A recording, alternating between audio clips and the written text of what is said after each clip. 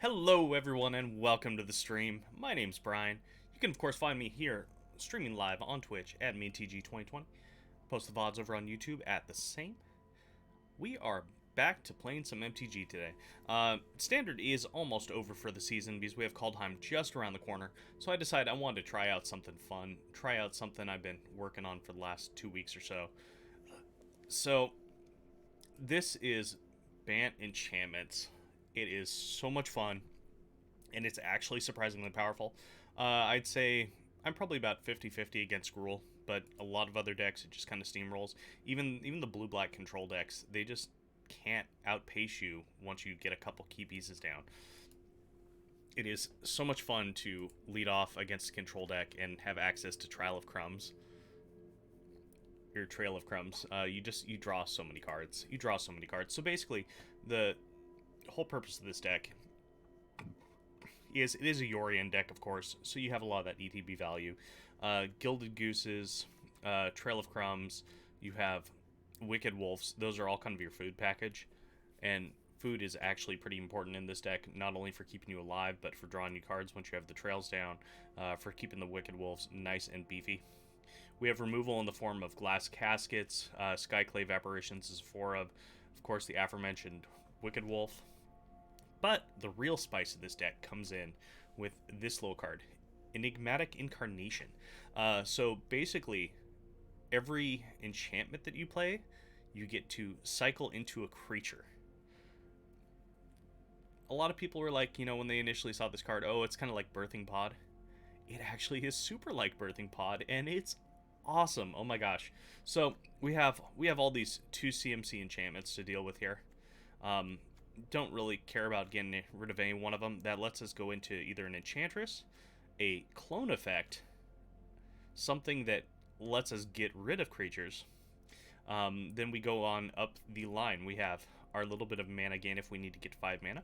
We have, a Wicked Wolf thrown in there, a Legion Angel. It's a great way to run a 1 of Legion Angel in the deck, so you can play it in the sideboard and be able to consistently find it if you need it. It's not great in most matchups, honestly, but certain grindy ones, it's good just to have extra bodies. Archon of Sun's Grace is a fun one, especially against the a little bit more aggro decks. And then you have a way of getting back your enchantments, which is really nice, especially if you need like an extra Elspeth Conquers Death.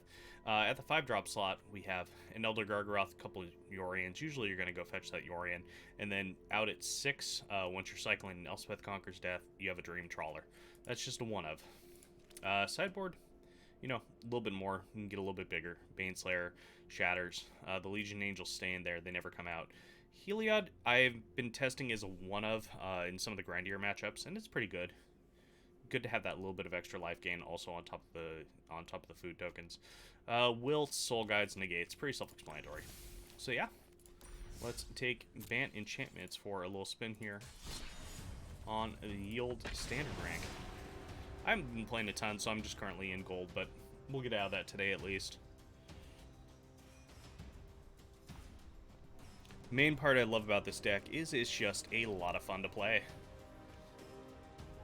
And half the time, that's what I'm looking for, is something that's fun.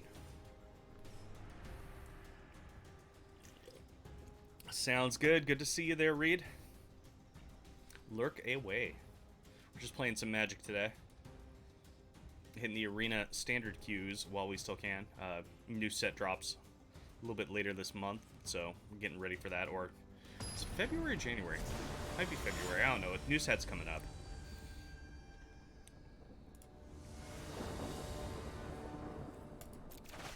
Alright, we are on the play. Yeah, this hand is just fine. The nice thing about this deck, too, is with all the temples and the like, it is pretty easy to scry into answers. The only thing I really worry about here are the Brushfire Elementals coming out.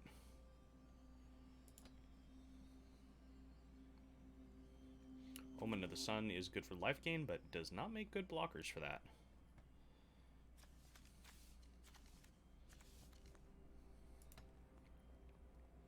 Let's see if our opponent wakes up here.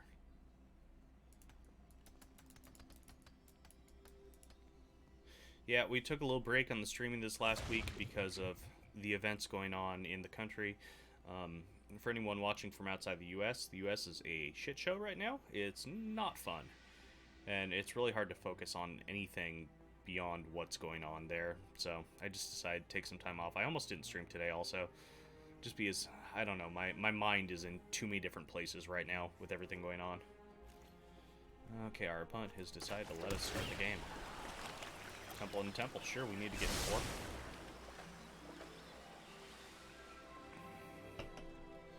And since we're on the play, I'm not really worried about getting run over by straight aggro deck going red at our face, but could still happen. Wicked Wolf helps stop that, but it doesn't come down until 4, so we have some life gain at 3, that at 4. Forest. Probably gonna play an Innkeeper. Yep, they are on green-red, so we get to see what the green-red matchup is like. Which, as I said, it's been fine for the most part. Assuming they don't go Brushfire Elemental, Fabled Passage, you should be okay.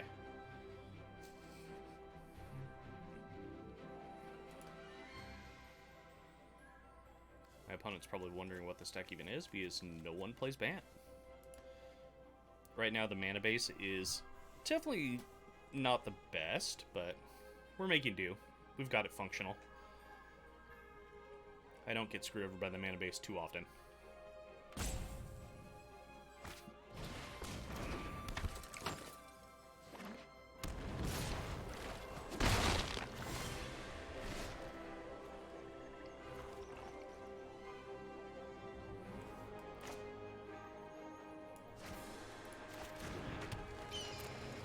I think we're going to try to ambush with the Omen, so they won't see it coming. At least not game 1. It's always fun. Feel free to attack, get those points of damage.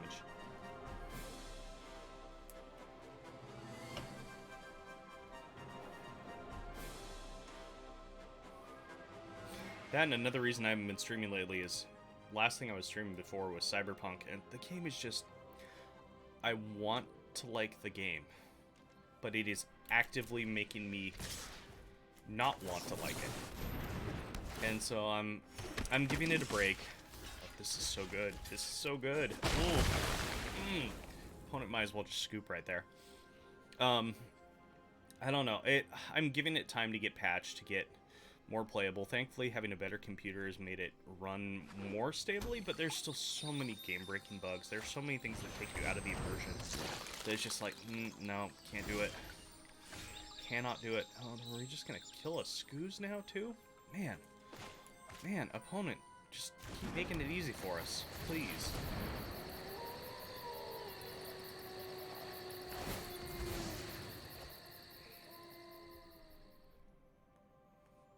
Like, you should just scoop already.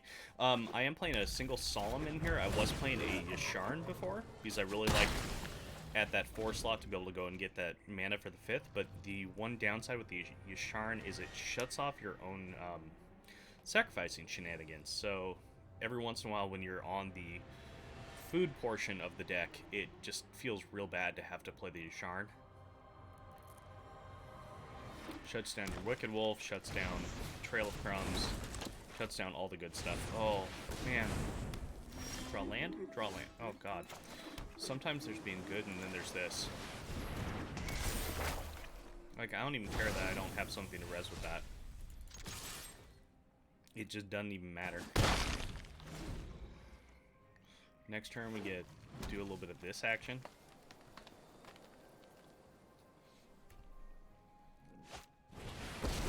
Like, right now, this deck is showcasing best case scenario, to say the least.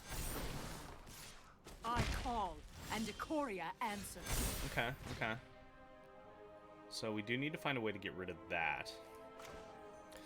But for now, we're just going to stay on this plan.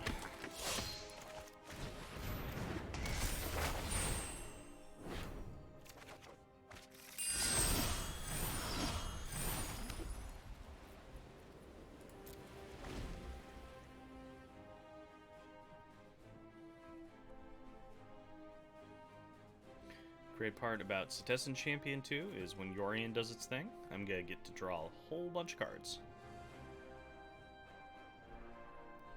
Sadly, we're 2 mana off from being able to do both.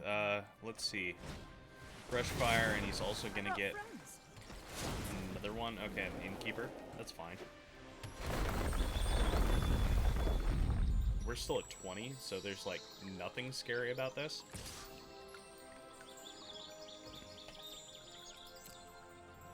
Cool story, bro. Deal damage. See if I care.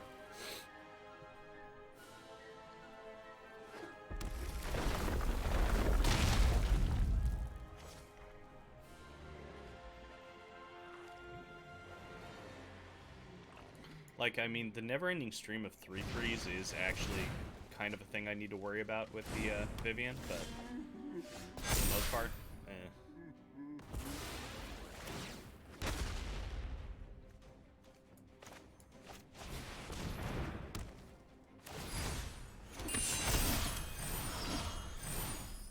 Okay, okay. Just gonna draw a whole bunch of those, apparently.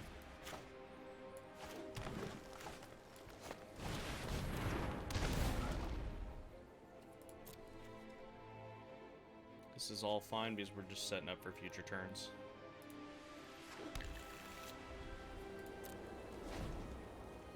We're at a very high life total. We block fairly well.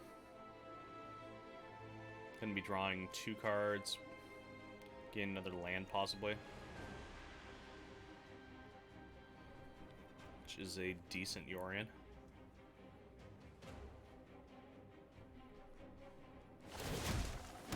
This is definitely a control deck, so don't expect your games to go quickly.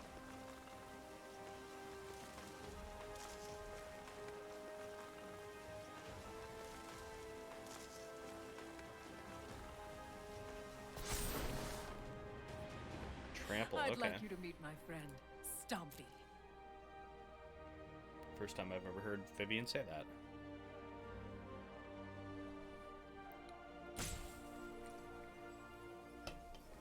Come on, friend, come at me. Basically, as long as he doesn't kill the Citizen champion here, we feel pretty good.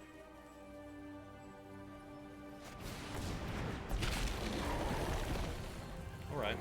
I guess we'll take a little bit of damage this turn. That's fine.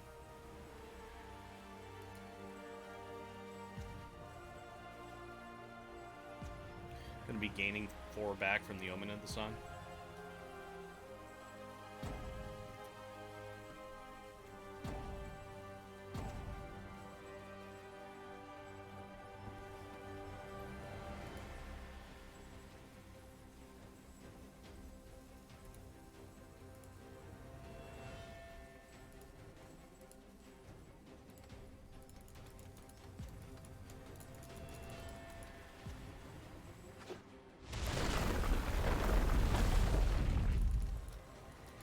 Alright, friend, if you could play ever so slightly faster, that would be nice. I know it's your prerogative to use as much of the clock as you want, but it would be nice.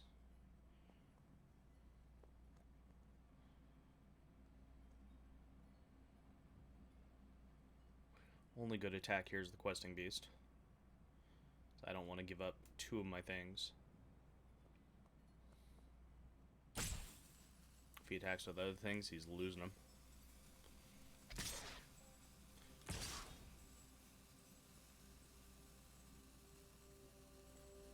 Love Struck's okay too. I'll lose a 1/1 to it. Not the end of the world. The one card I have to be wary of, he is all tapped out of his red mana, so I'm not too scared, is, of course, I do have to be worried a little bit about our friend, Embercleave. But this, on the other hand, does a really good job.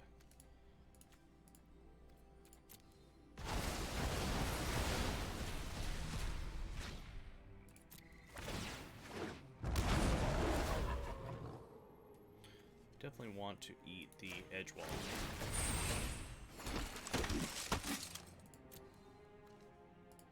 And draw a couple cards.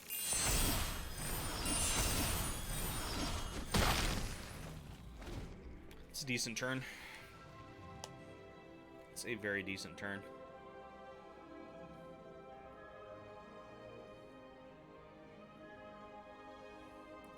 Interesting that he's playing Embrith in the main. I hope things get out of hand for you.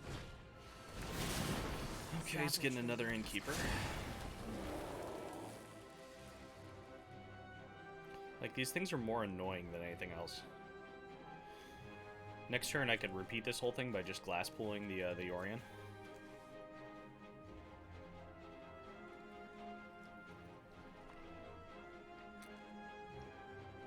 And we can actually kill the questing beast with this Wicked Wolf.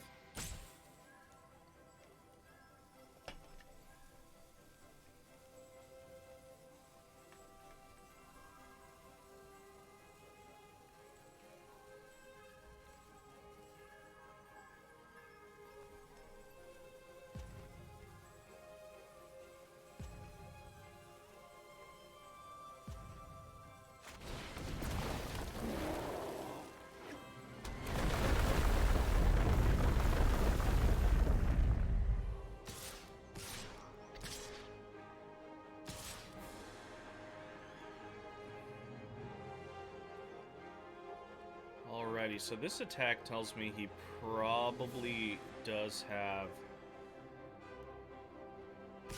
an Embercleave. So I'm going to need to block accordingly. Yeah, except for he only has 1 red mana up. Never mind. We don't have to worry about being cleaved here at all. Could have something else because he's been holding something for a while.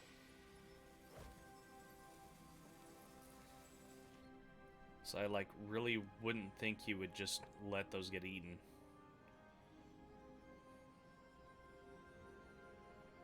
He's got 13 damage coming at us. A little bit more.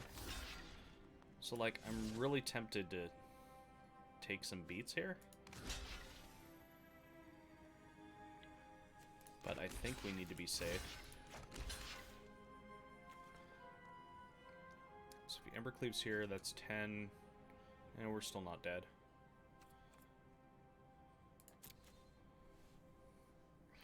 I mean, he can't Embercleave, but just saying. If he had some doubling type effect, some double strike or something. So there are a couple cards that give double strike and instant speed, but they're bad. No one plays them. But we are on the less great portion of the ladder, so you never know.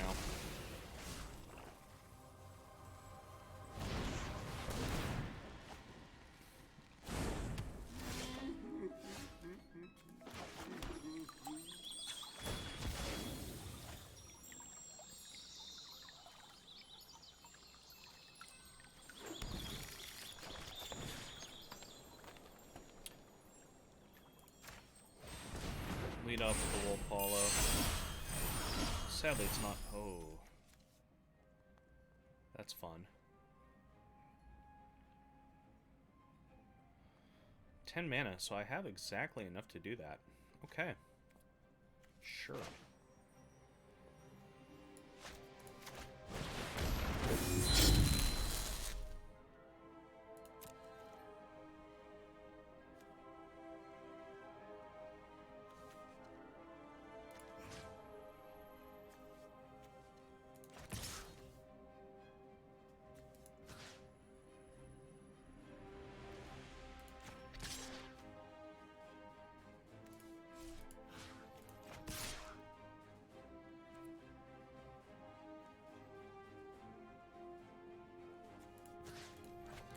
What am I doing? Everything but the tokens can attack. I don't know why I'm even worried about that. I'm gonna be copying the Yorion anyway. The only thing that won't untap is the Cetessan.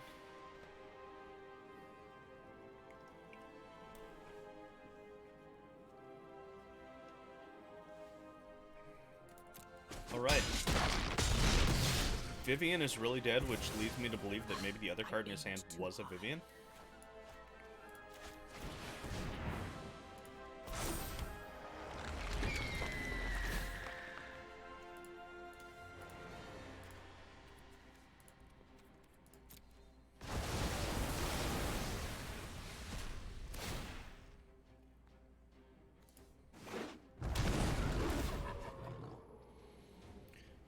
What do we kill? Still feel like we kill that.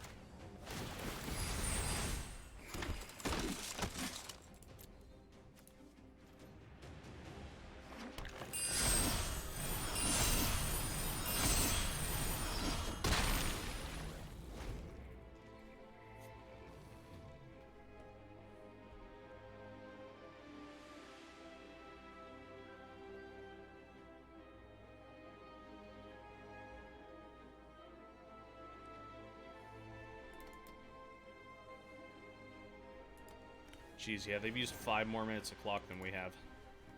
Slow play. Thankfully, they don't have any timeouts left.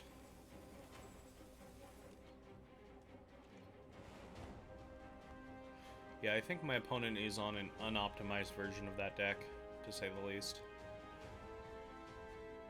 It's really weird seeing Vivian in the main and seeing the Shield Breaker.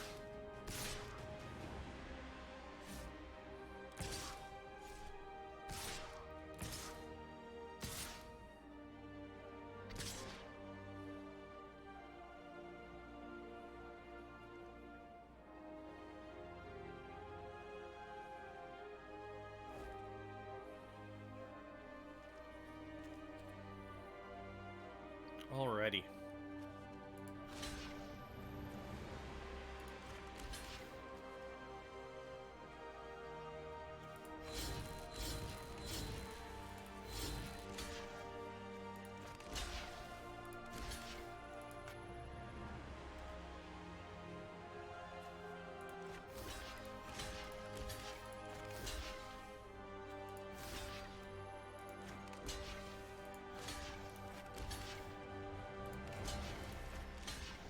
What do we have unblocked? These guys?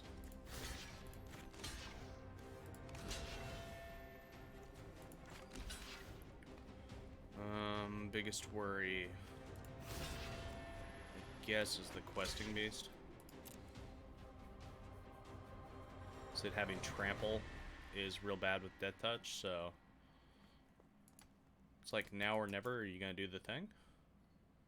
Or are you gonna cleave us?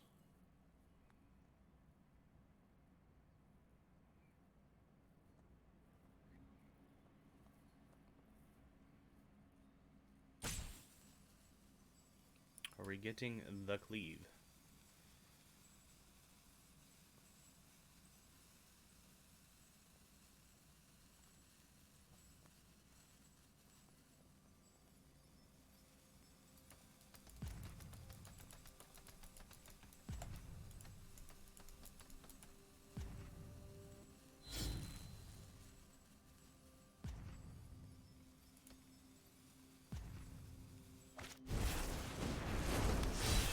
Alright, so cleave on the beast, yep.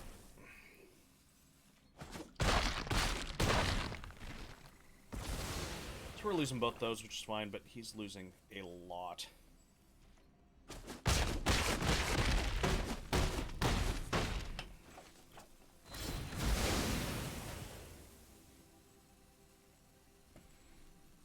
Basically, just need to find a way to deal with this questing beast.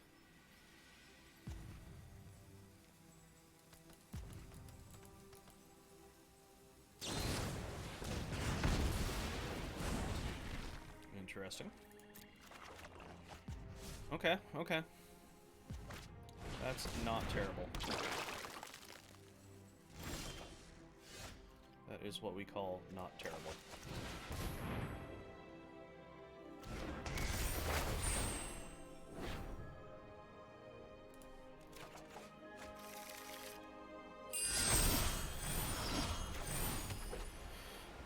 Eight, 10, 12 mana to deal with. Yep, that's going to take up most of it.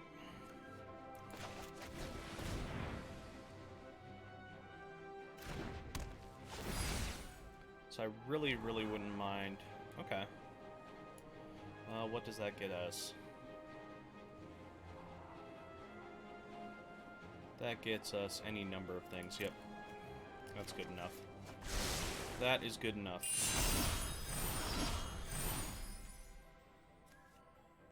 So in that case, let's So wolf to eat something. Or do we just enigmatic? Enigmatic and Yorian, I think, is what we're doing. We're not going to play the wolf.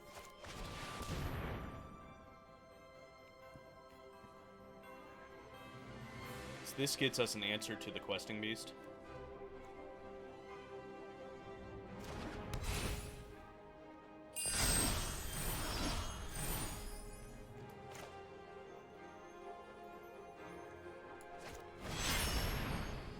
Just got to make sure that I keep the Omen of the Sea on the board, because...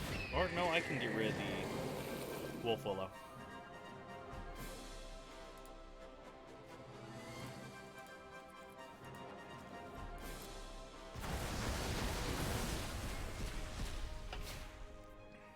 Just drawing infinite cards this game.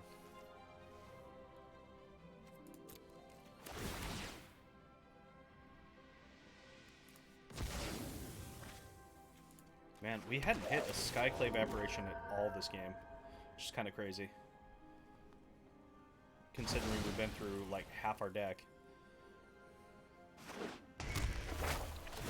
Not that it really matters with all this BS going on.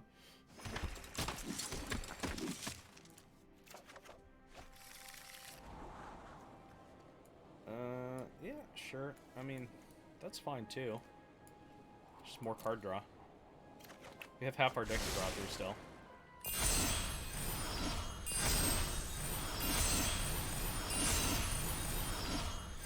Alright, so how do I find a way to give the Citizen Champion trample?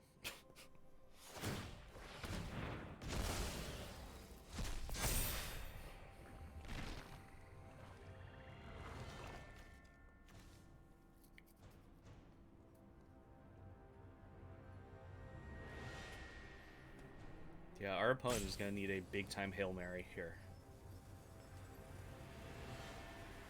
I don't know how they get out of this.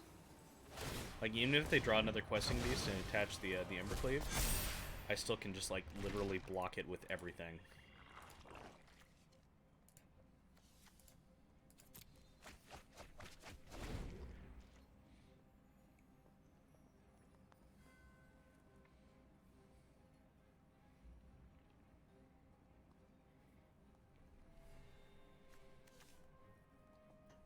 Like, the one thing we have to worry about at this point is decking ourselves, which... I mean, it could happen.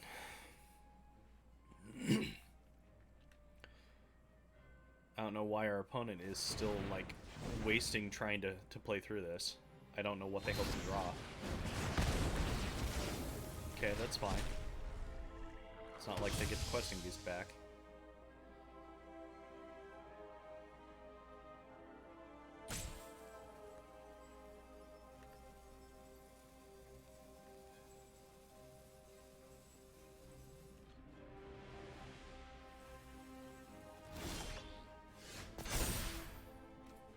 I think at the end of this turn, I'm just going to get the Archon of Sun's Grace. I think that seems like the appropriate thing to do.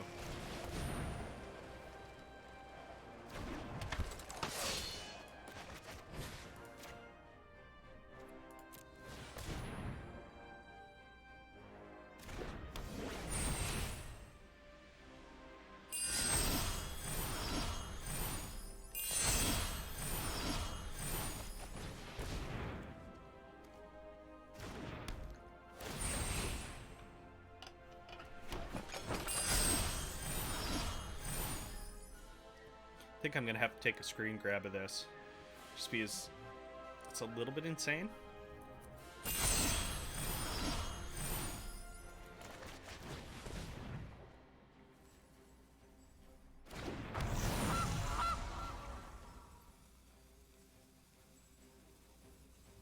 It's perfect mana to give us another enigmatic.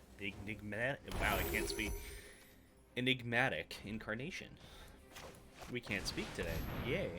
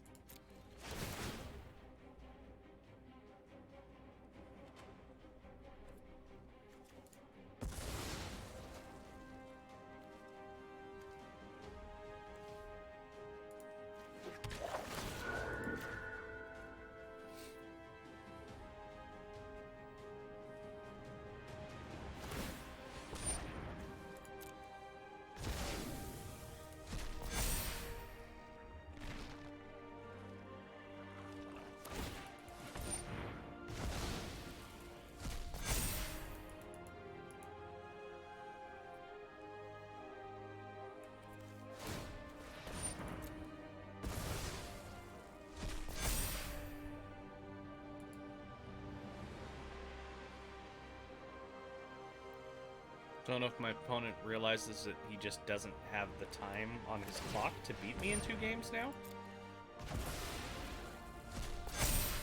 Like, there's a certain point where you just have to give up the fight and go to the next game.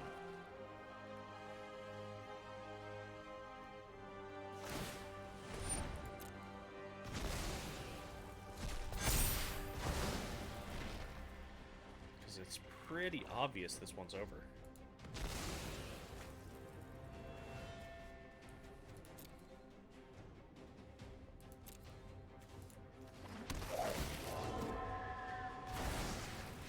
Okay, there we go.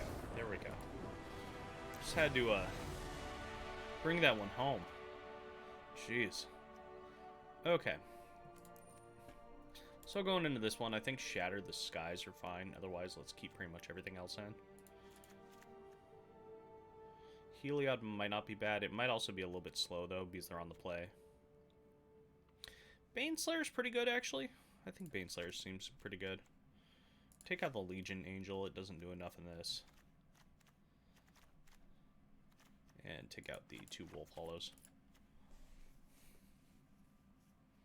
Wolf Hollow is a card that usually comes out first in most matchups. Like, I mean, it's decent to have it as another 2-drop to go into 3 once you get the Incarnation out, but otherwise, it doesn't do a lot. And you're not really trying to ramp in this deck, per se.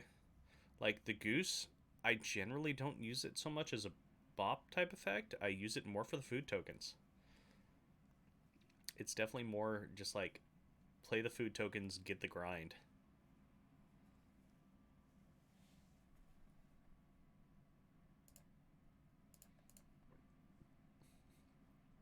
Music, where you at?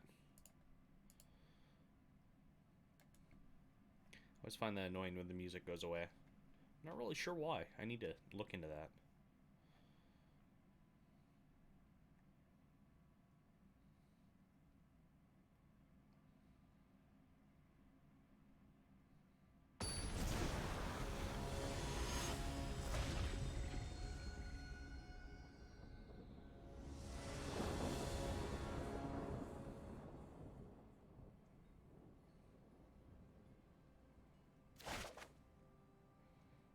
Yeah, this is fine.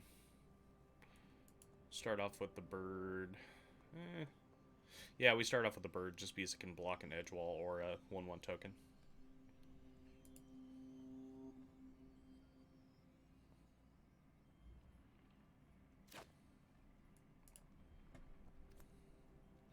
Even though if we go temple, yeah, because we need the white mana, so I'm think we're gonna lead off on temple. So this branch loft needs to be actually a boulder loft.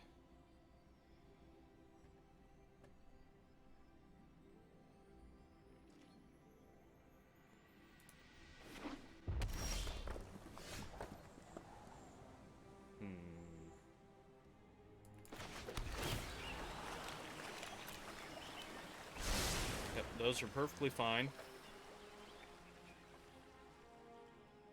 I should have left off on this temple, though. That's my bad.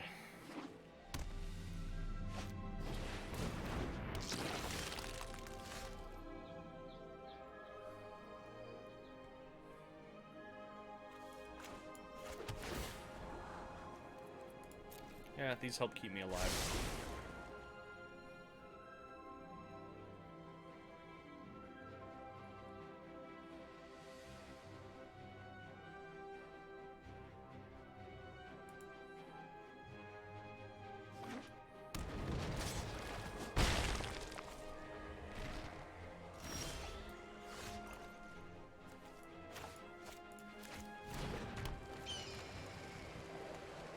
So the only downside, if I play this, he just shoots it with a Bone Crusher.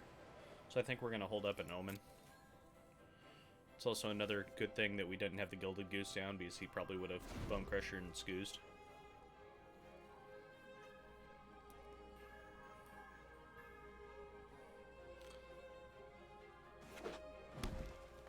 Tempted to throw out the Omen and force him to Bone Crusher one, because then he won't be able to really do much else with this turn.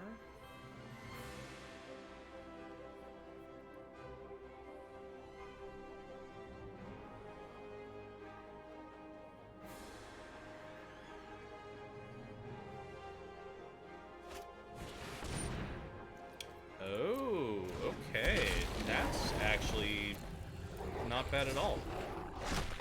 He's not attacking with the Scoos. Okay. He learned his lesson.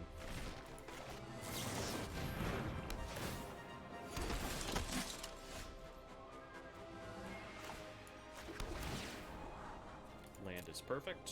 Let's get rid of this questing beast while we can.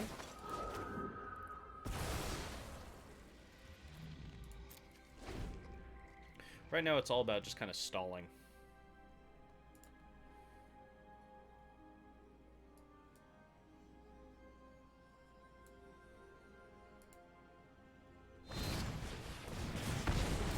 Yep, knew that was coming. That's fine because we can glass casket the token.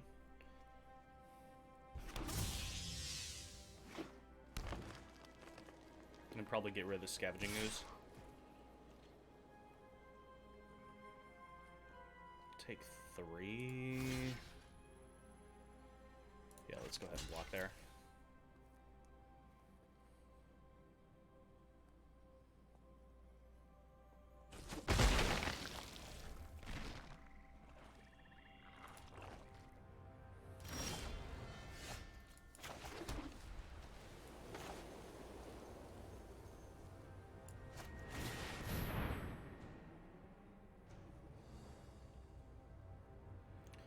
Best part is, between Skyclave and Glass Casket, I can always get rid of the other things that they have. And then when bouncing them, the tokens will be gone permanently. So it's kind of another fun little Dorian interaction that cleans up things really nicely.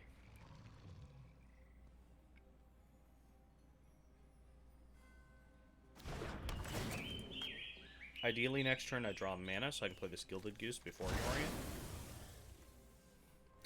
Even though I might just actually slow play it and just go Goose and Omen.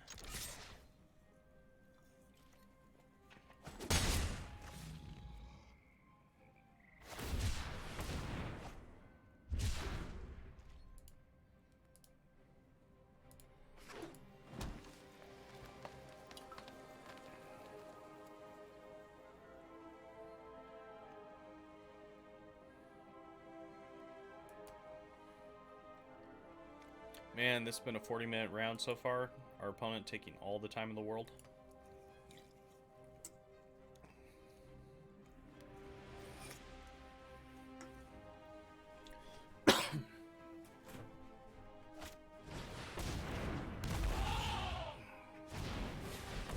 Oh. Okay. That's too good to pass up, I think. So we'll do that. We'll do Goose. No guarantee they has a land. If we take 5, we take 5. And then next turn, we are almost guaranteed to play this Yorion.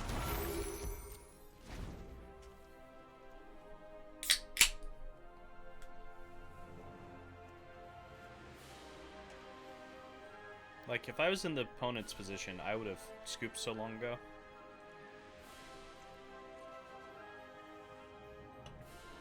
But, you know, whatever. Alright, we are going on to energy drink number 2. So that means it's about to be caffeine fun times. Oh yeah, and I gotta... Well, I'm thinking about...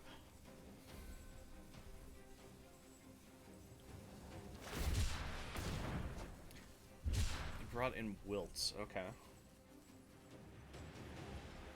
I mean, I can see it, I guess. The main targets you'd want to hit would be the Incarnation. Okay, yeah, that's fine.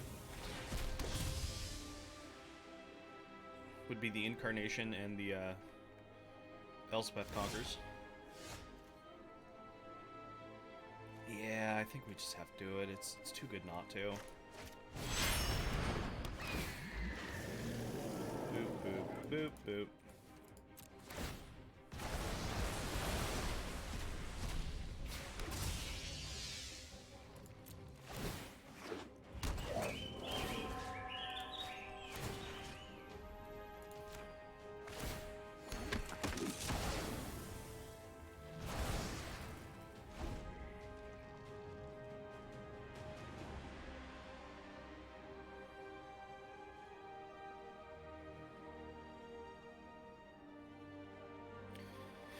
Get to Wicked Wolf, Omen of the Sun, do it all over again.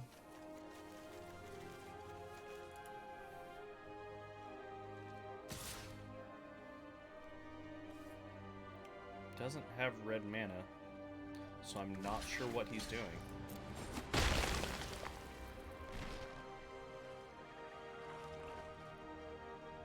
I mean, like, at least make me fear the Embercleave opponent.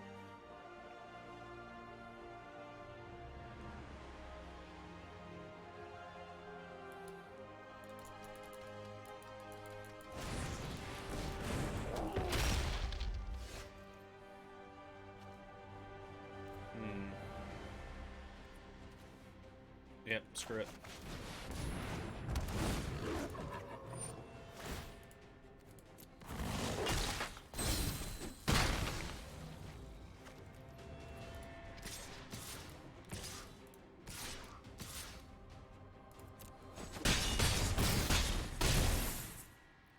Let's put our opponent out of their misery, because that's what they're in currently. Get on to another match here,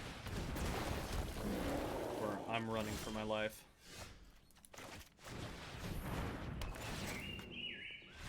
There we go. There we go. Only got them down to 5 minutes on their clock while we still had like 18.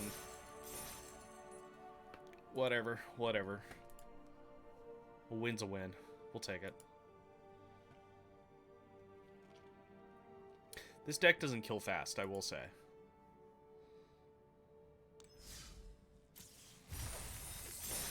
Deck definitely does not kill fast. It's the slow, grindy, inevitable heat death of the universe deck.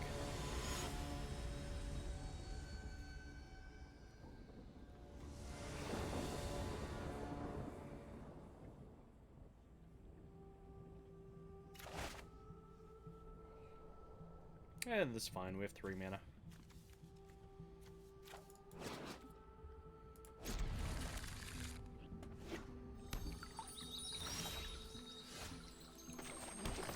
Honk honk, motherfuckers. Honk honk.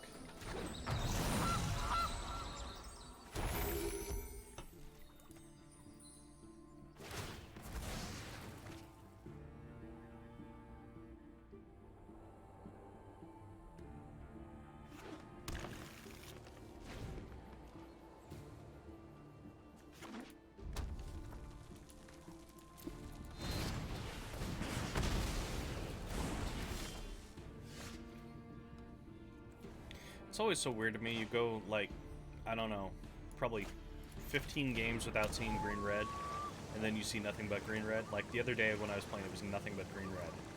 Today, so far, first 2 opponents, green-red.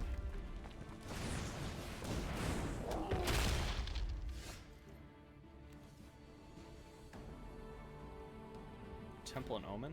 Yeah, that seems fine.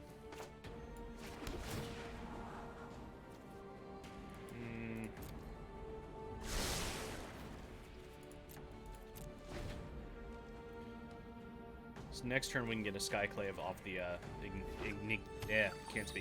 Enigmatic. And they haven't had Brushfire Elementals, so I don't mind taking 4 here. If I was taking 5 from this Fabled Passage, or taking 9 total, that'd be another thing entirely. Okay, okay. That's a little bit more damage.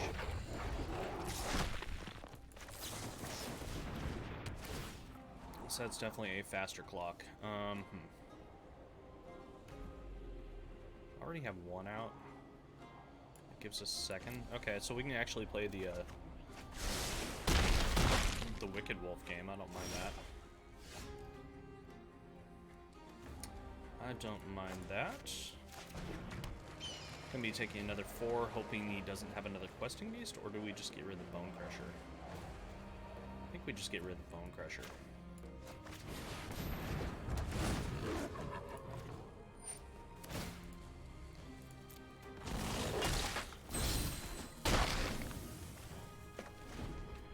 We are in a little bit of trouble if he Embercleaves us. I mean, we're not just dead, but we're pretty close. But he does use his whole turn. And then we get Elspeth Conquers Death, so... Main thing is getting this questing beast out of the way since it has death touch. Wouldn't mind starting to gain some life though.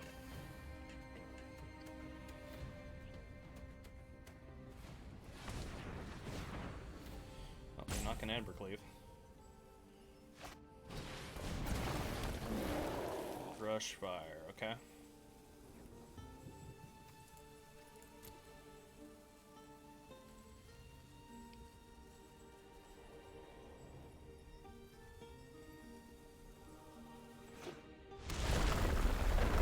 Unfortunately, we don't really have any life gain at the 3-drop slot. Okay, this isn't as bad as an Embercleave.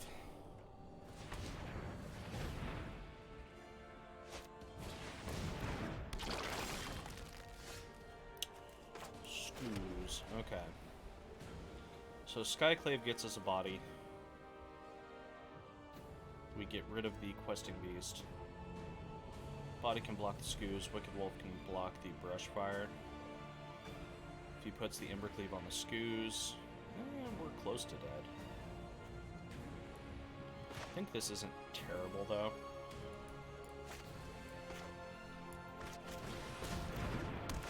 So the main thing is we gotta get rid of this questing beast. It's what actually just kills us.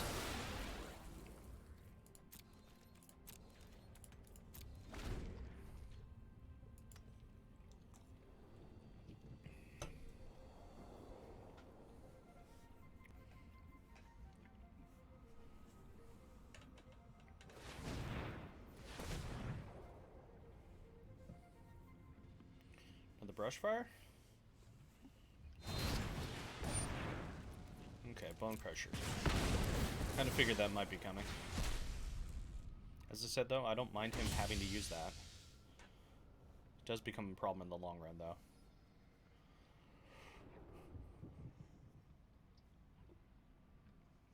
Really wouldn't mind a Yorion here.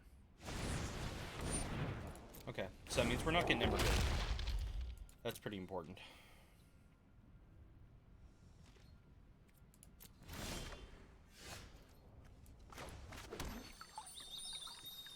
Alright, so we have that much mana to deal with. Apparition gets rid of the Bone Cleave, leaves up 3.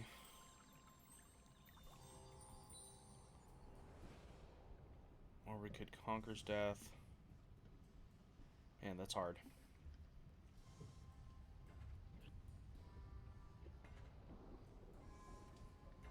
So at the 3 slot, we have more Apparitions. We have Cetessan Champion, which doesn't do anything. Glasspool Mimic, which Mimic becomes a Wicked Wolf, but the problem is it is tapped if we have to save it. We could kill off the Scavenging Ooze. So I guess there's that. So if we make a Glasspool Mimic, and then that gives us enough to...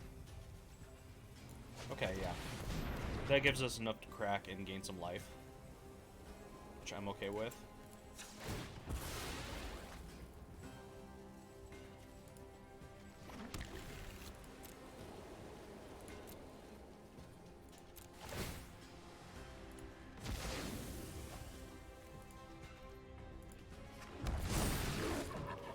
Question is, do we kill the brush fire or the scavenging ooze? I think we kill the ooze.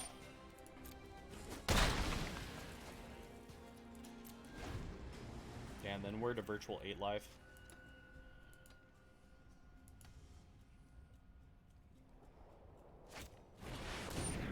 Okay, that's fine. That's fine. Because now we get to Elspeth's into a Dream Trawler and really have some fun. Yeah, it's pretty obvious at this point that he has not yet drawn the Embercleave, so I'm not too worried about just dying. Not too worried at all.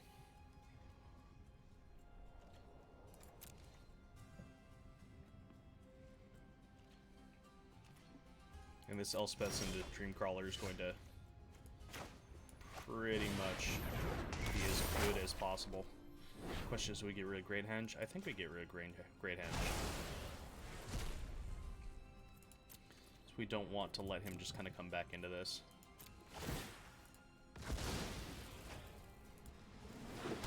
Boom. Deal with that. Deal with that. Okay, he's saying GG. GG.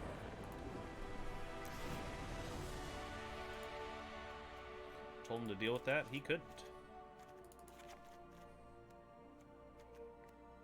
I forget what we said was bad. Legion Angel.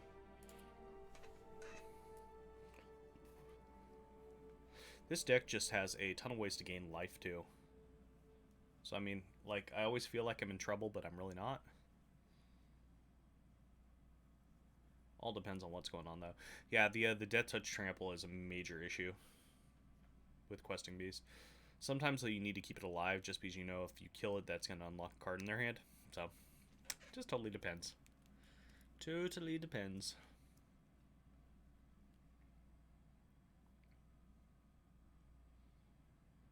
He's probably trying to figure out what the hell do I sideboard against this deck. He's going to bring in Wilts.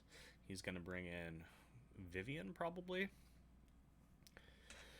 I would assume he's trying to go bigger, when really what he needs to do is stay low to the ground and just, like, pound face, at least on the play. It's the nice thing about this deck is people don't really know what to do against it, and so I've found people, like, way over sideboarding.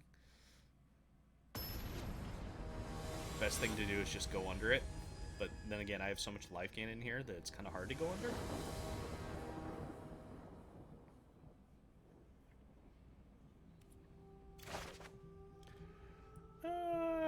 Yeah, we can keep this. This seems fine.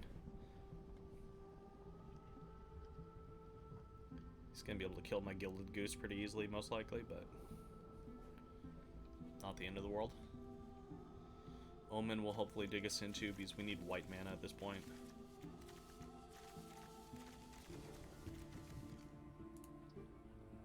Got those great Godzilla sleeves.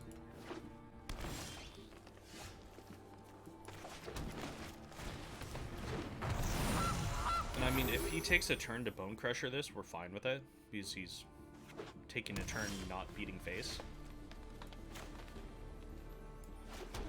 Okay, okay. I think we do this. Yeah, that into those. Yeah, sure.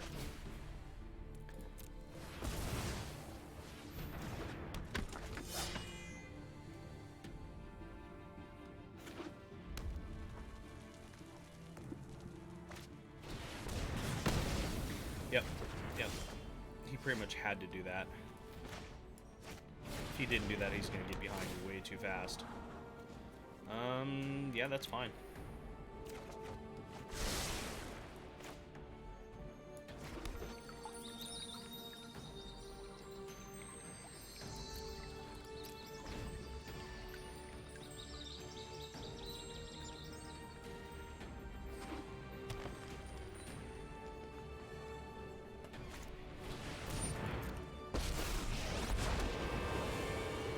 Windy skies, leaves underfoot.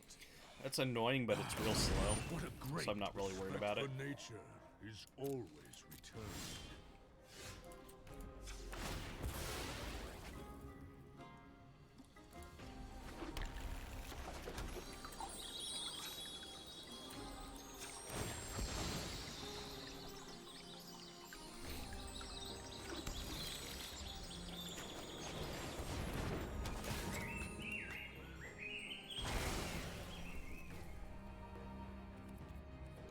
We're gonna send a message.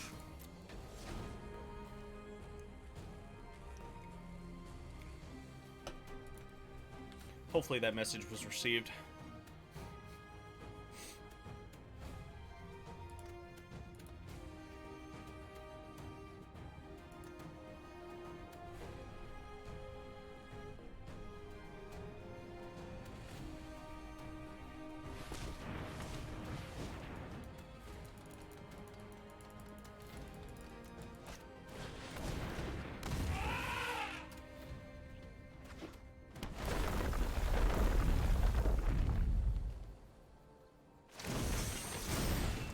Feels good. Feels real good. Oh, okay, that doesn't feel so great though. That's how he comes back in this game, and edge wall on top of that. Even though there is that, that's not bad.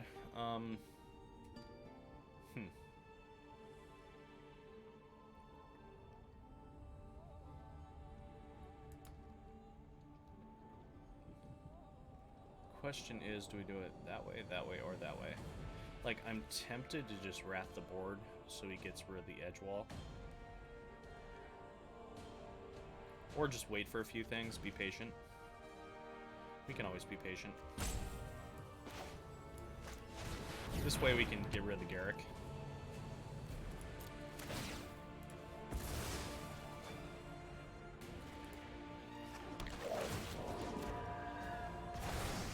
I'm gonna go sharpen my axe.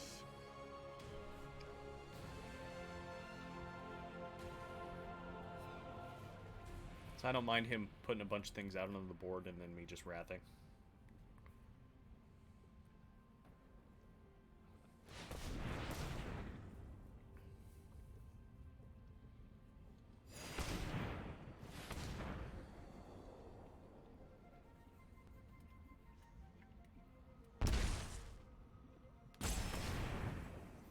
Make up your mind. Okay.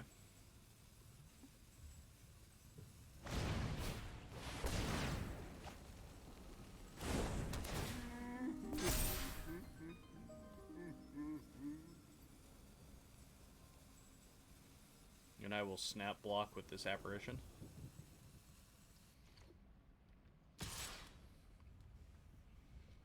Or do we just take 3 here? Nah, we're gonna block.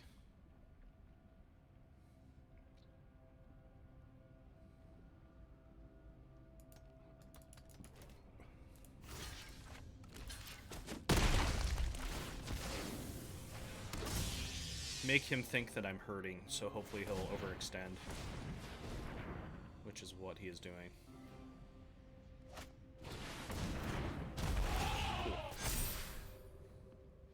Cool. We Gucci.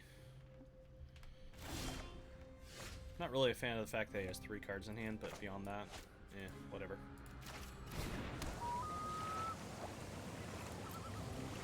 Send a message.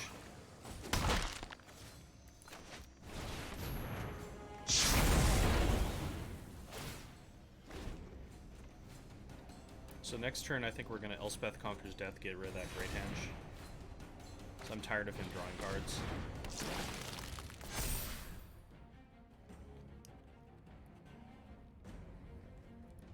That way we can also get into the Dream Trawler.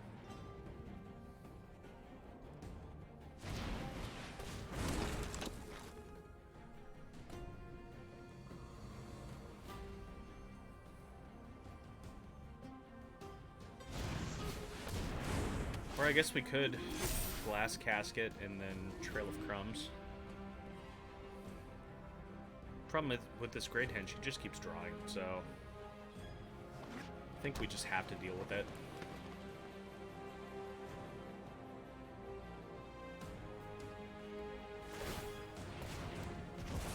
Deal with it and take our beats.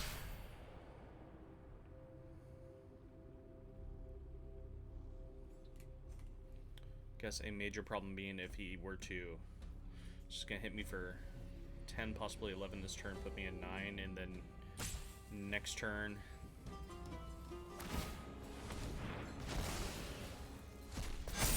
okay, so he can't actually hit me though. I forgot Summoning Sickness. Yeah, we need to do this.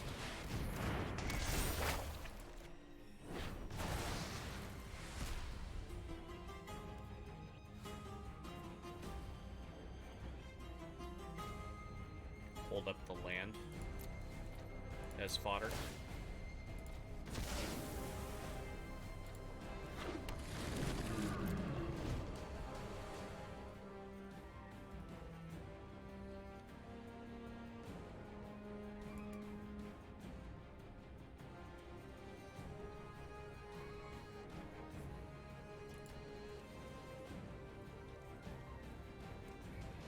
Fortunately, my opponent got 1 turn too many with that Great Henge. So I should have taken care of that first and then swept the board.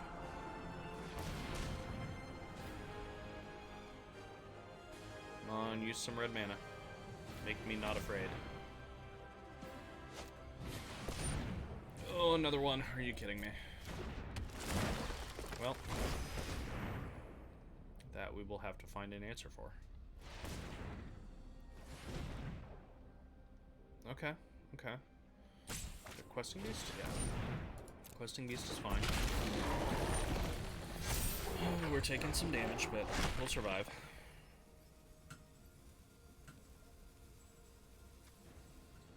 Nothing has reach, which is pretty relevant. Yep, you send everything. Send it all.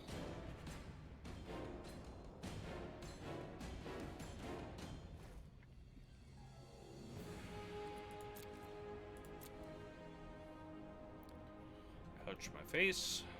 Ouch my face.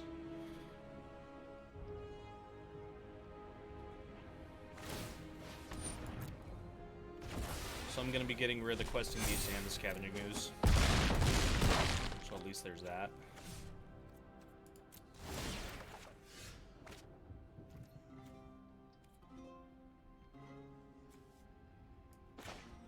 Let's go ahead and start off here.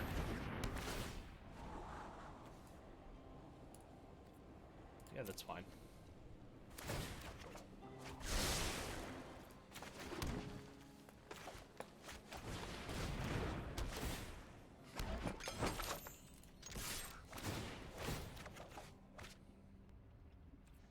Ooh, if I had one more mana.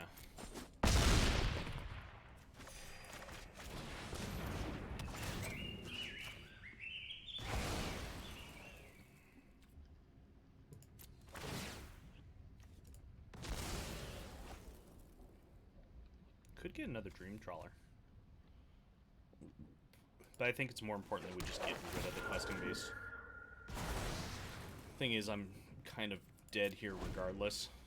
If he has the, I mean, basically, if he has the Ember Cleave, I'm dead. If he doesn't, then I'm fine. And he hasn't really shown to be super huge into the Ember Cleaves. And he's gonna Bone Crusher. Okay, we're fine.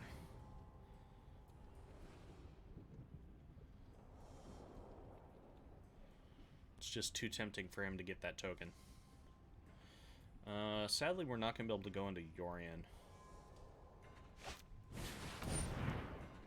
Oh, okay. Brush Fire is an issue. That is definitely an issue. Okay. We're taking some damage.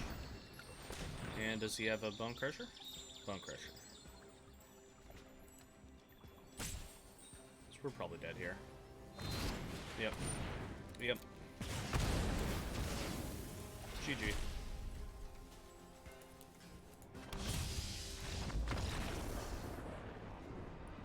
Wasn't thinking about the Brush Fire play. Let's go ahead and run it back. We're on play this time, so it's good. Yeah, I think that game, we had mostly stabilized, and I think if we'd been on the play instead, it would have been fine, but as you can see, it's close. We unfortunately cannot keep this. Ugh. Deck, what are you doing?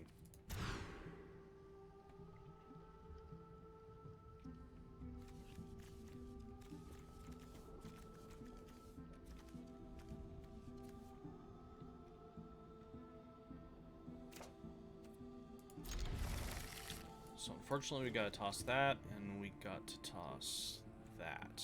Like, I really, really want to play that. But I need this.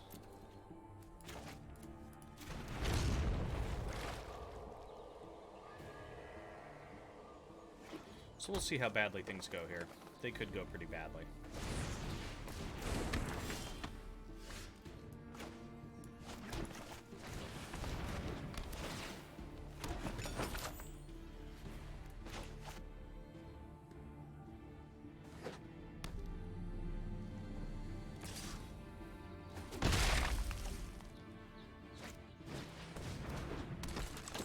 Innkeeper is definitely getting the casket. Oh, geez, double Innkeeper.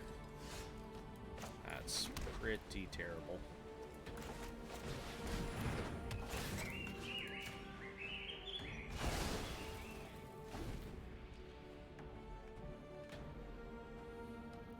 This time we don't have the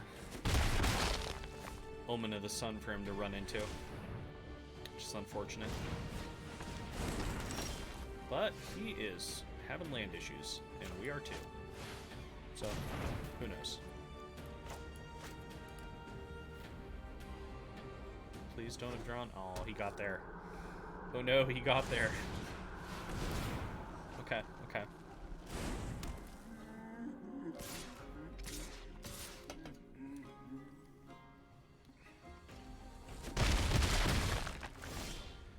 Oh, that's not a land.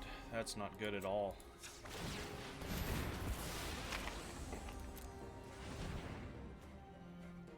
I mean, it's a land, technically. I really used to wipe one, but...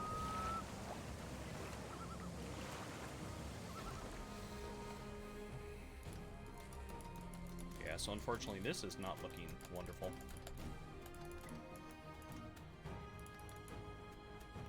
It was all going so well until the double mulligan happened. But 'tis the variance.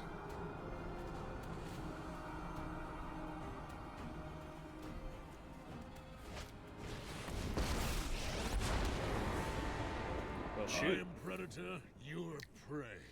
That's some that's some damage there. I like to think big. Alrighty, so that is not what we wanted to draw.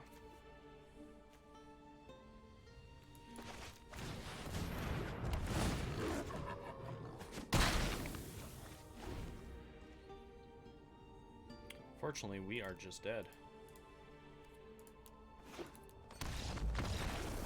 So we'll throw one in the lost column.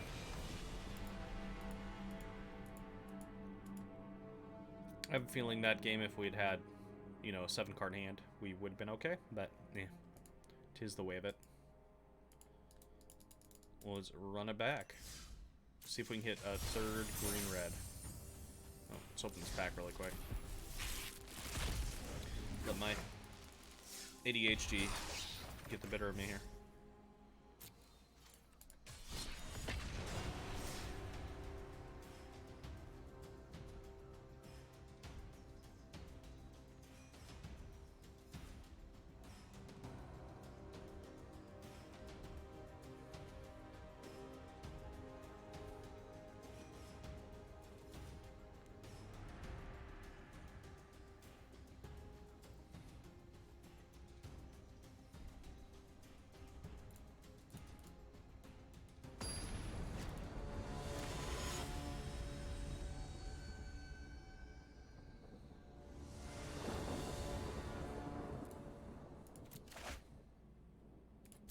Sure.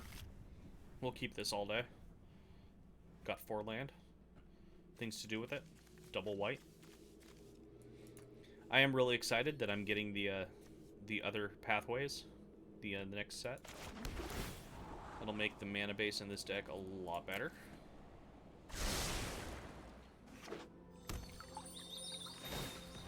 Because not having the full sets of pathways to play with and not having any of the triomes to play with definitely makes that a little bit more difficult.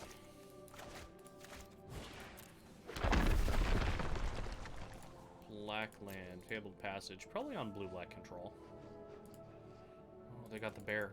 They've already spent their $100. Oh, black-red, okay. This makes more sense. It's the Croxa deck.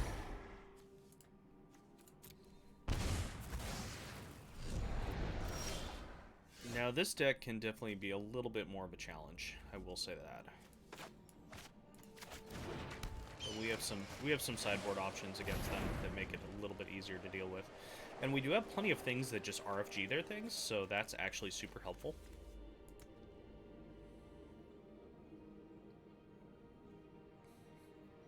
Like, my whole hand I'm looking at just RFG effects.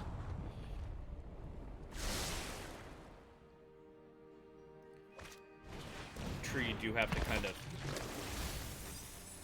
You have to kind of prioritize the Woe Striders.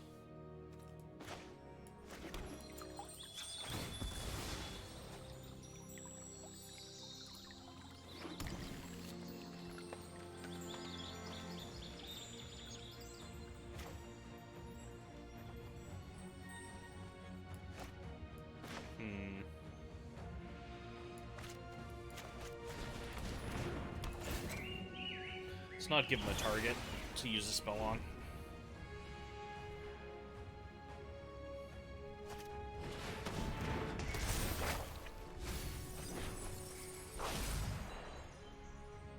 This, on the other hand, is perfectly fine. So I'm gonna get rid of this, and then he'll probably play the Croxa into my Dorian still.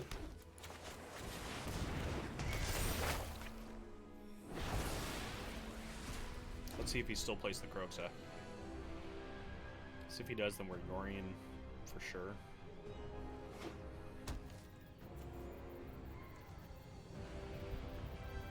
It's highlighted here. Get a little psychological warfare going on.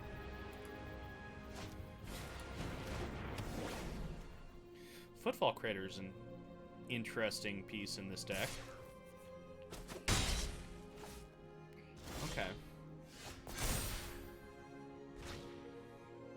So he's going to set up for that next turn. So he can haste out the Yorian. Interesting. Do I have any good means of stopping that? Or do we just play the Enigmatic and go grab? Yeah, I think that's our best bet, is play the Dream Trawler and start fighting through that.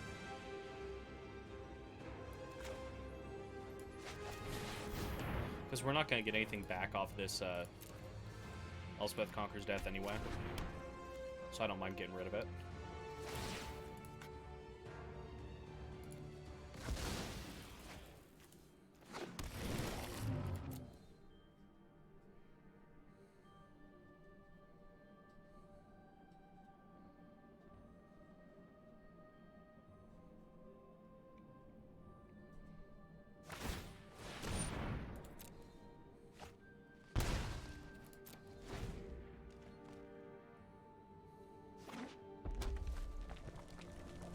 Haste out this Croaks on me. Do it, I dare ya.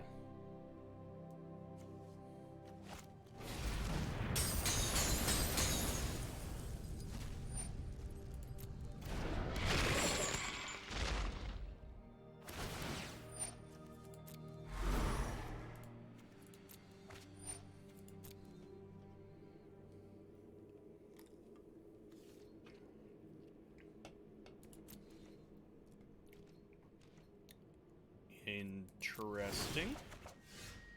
Okay. Feels like a misplay to not attack, but you know, whatever. Maybe he's keeping up removal so I don't gain life. That's probably what's going on here.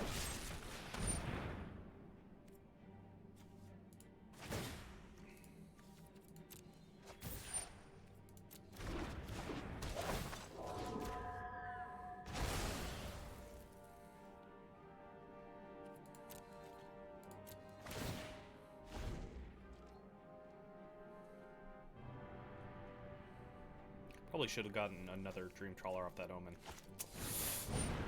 That's the way of it sometimes. Yeah, what are you going to try and take? Really going to target that? Okay.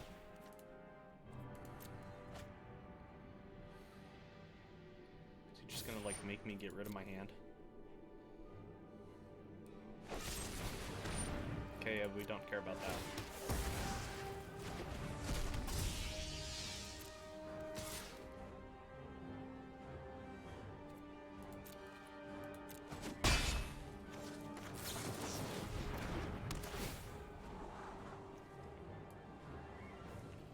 Ooh, both of these are good.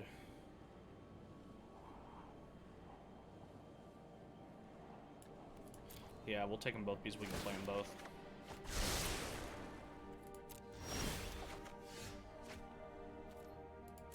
First things first.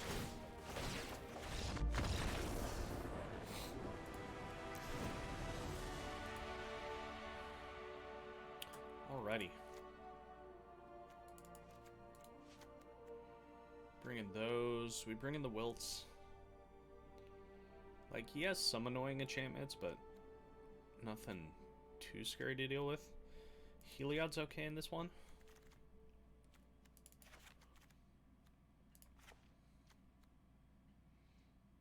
I don't know if we're going to be fast enough to really use that. Let's try it that way.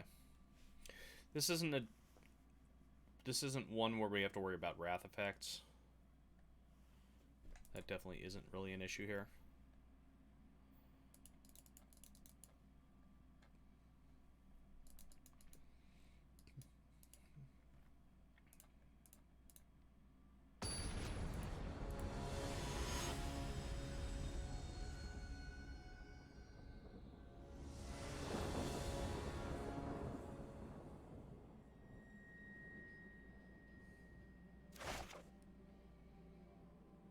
Alrighty. Another one of these hands. It's unfortunate. This, on the other hand, is fine. That's good against them, that's good against them, that's also good. That draws us out of it.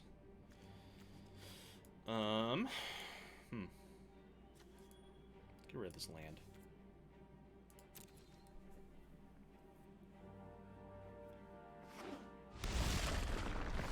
Basically, we kind of hope that they don't, like, Broxa our hand to death, because I kind of want these cards.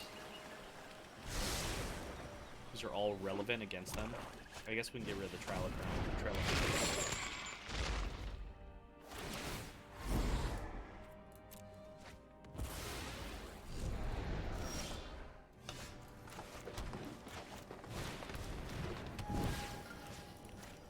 Gladly. If he does it again, we're gonna get rid of the Spaneslayer, unfortunately.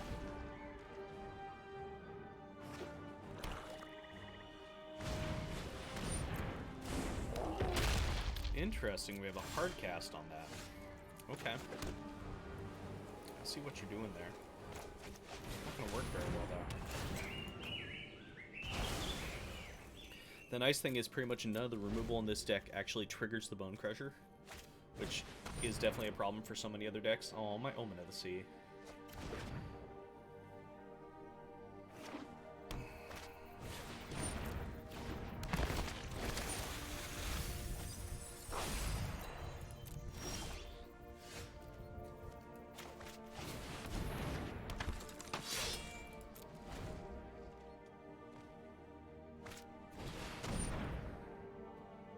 That's annoying.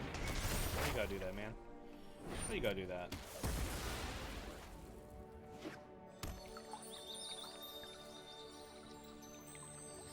Normally we would care about Elspeth's Nightmare, but we're not going to care about this game.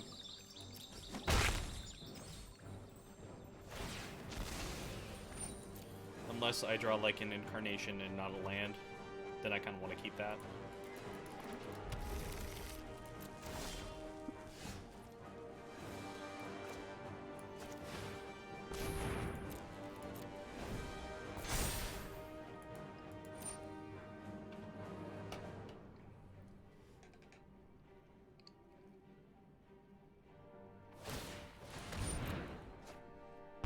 So my opponent sees my hand that all I need is land, and then he's screwed.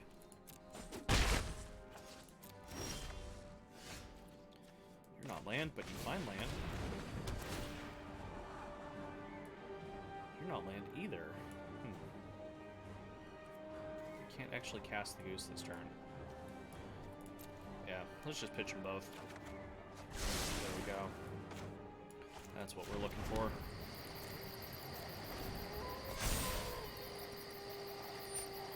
Sadly, the Goose is no longer loose, but, you know. And I saw somebody posted a great piece of artwork that they did where it was Cerberus from Hades, but instead it was the Goose from Untitled Goose Game. It's kind of great.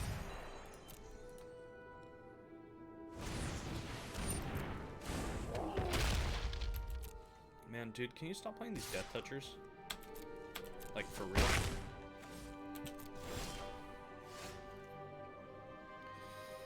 I mean, it is a land. We're gonna take 3, but we get to play Baneslayer. The only way we get punished is if he is able to actually kill it. Or we can just play the Sky Clave instead and not take the damage. And have a blocker. Yeah, I think I'm okay with that.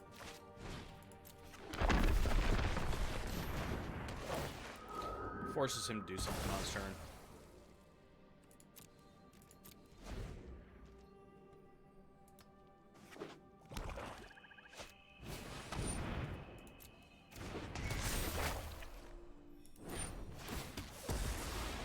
Well, I wanted to force him to do something.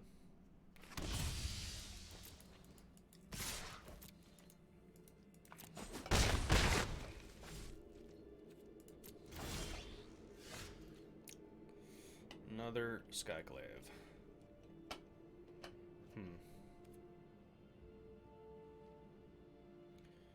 Tempted to just throw out this Baneslayer and force him to have Heartless.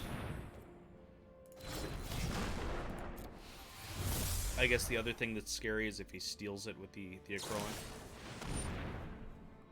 Oh, or there's that. Okay. First time I've ever seen that card played. Like, ever.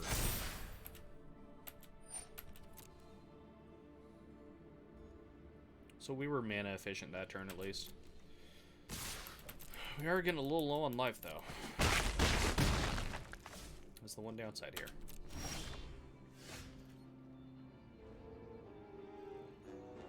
Okay, so we play the Incarnation.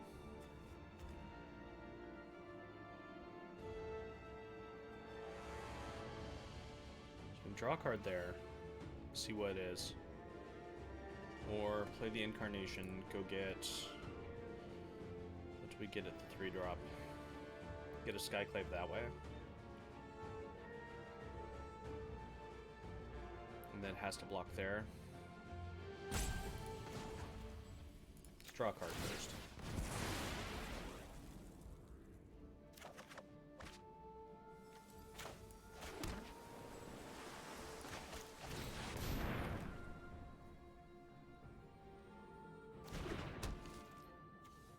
We might just be a little bit slow right now.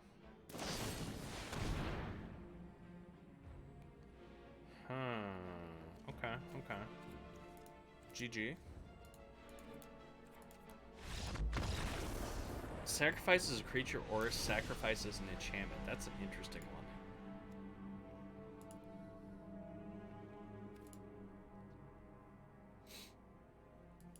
Literally the first time I played against that card.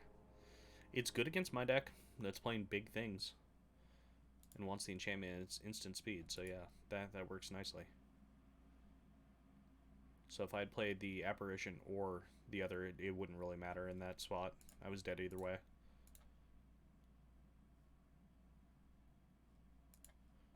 So that is definitely a good sideboard choice, you know.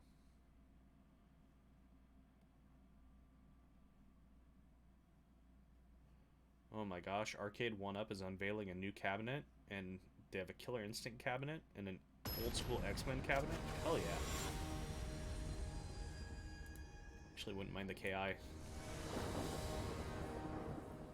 Original KI is a fun game. It's kind of broken, but it's so much fun. Yeah, we'll deal with this. We can birth. We're gonna need green mana pretty badly, though.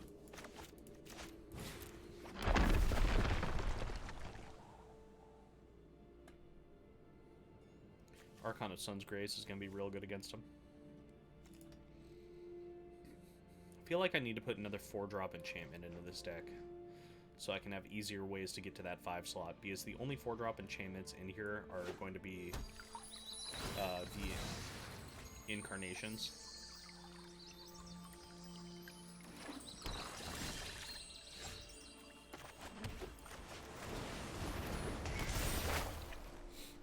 I also kind of want to find a way to get one more Birth of Meletis in this deck, because I really, really like this card. You just get so much value for 2 mana, and it fixes, and it does pretty much everything you ever want it to.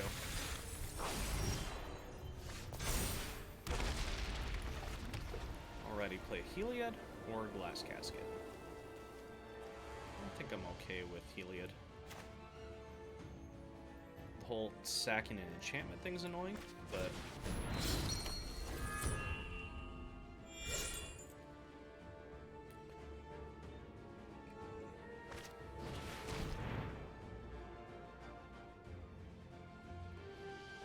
Probably gonna take the Archon.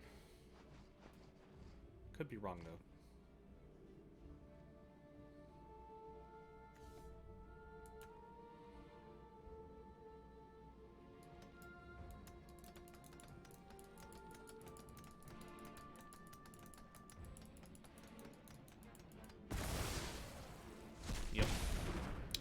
Yep.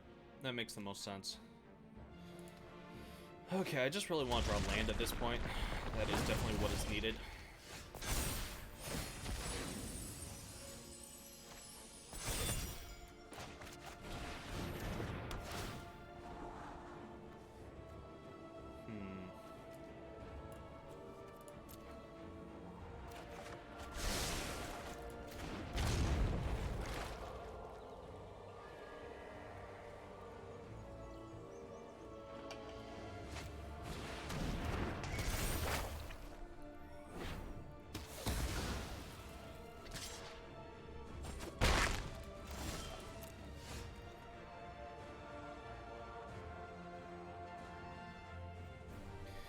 And this sucks. The Elspeth Conqueror's Death is definitely going. Huh.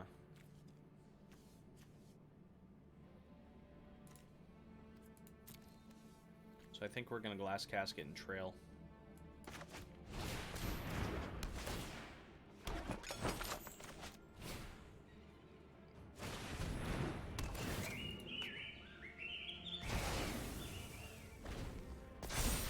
I mean, he could take the Soul Guide Lantern. I just highly, highly doubt it. I think it's a pretty easy choice to take the Elspeth. Yeah.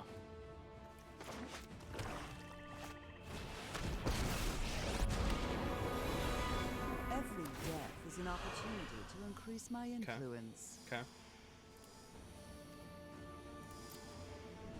I have no interest in fighting fair.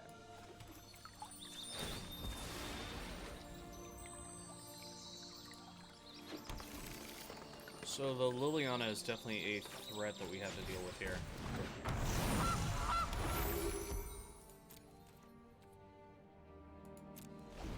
And we can't bring the Shiorian in until we have 8 mana because of it. That is unfortunate.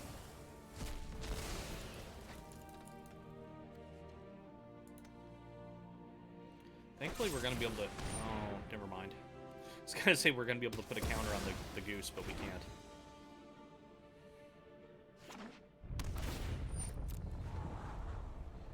But we can draw cards at the end of turn with the trail. Keep our life up.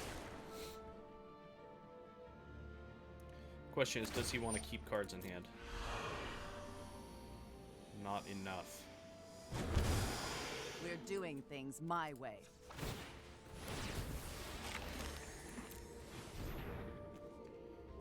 Baneslayer seems okay, but we also want to get to...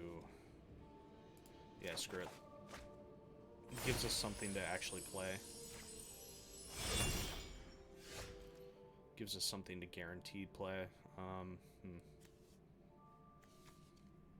And he's gonna have to down tick to kill it.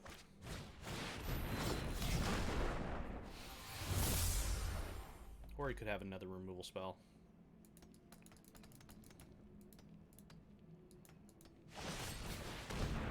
Yep. Alright, this is the turn that we have to find. You think too much. That is not what we need to find. Okay.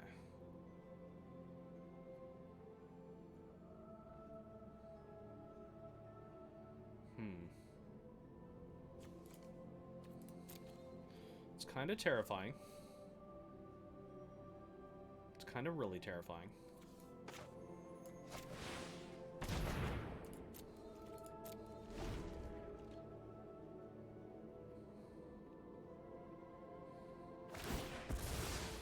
Yep.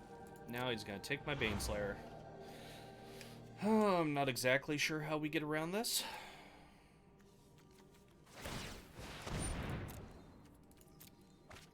My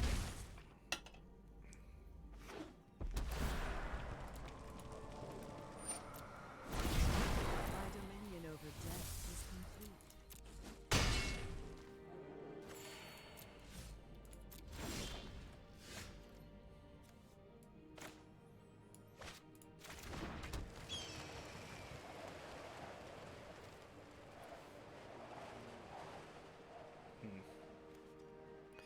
Only give us 4, so we can't even fight through that yet.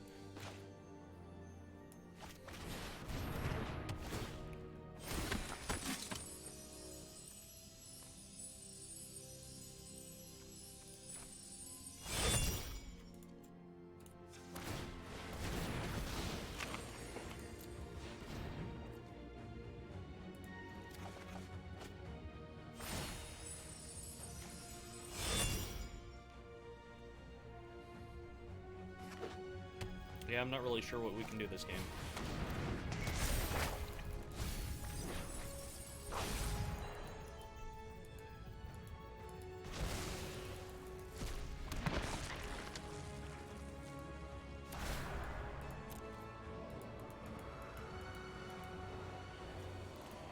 Take my wolf, kill a thing, attack, yep. Be taking 5 more this turn. Consider this graveyard my barracks.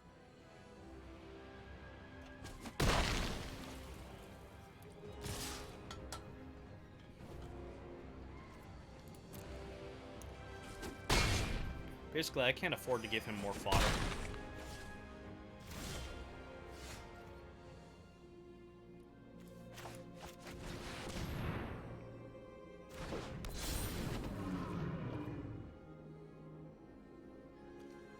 So next turn he's gonna get a giant back, possibly something scarier. So I think we have to hold up, unfortunately.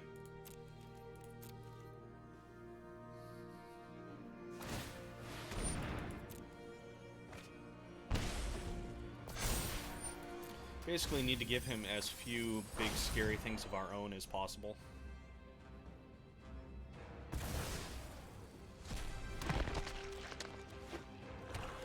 And this Baneslayer, unfortunately, is going to get some free reign for a little while.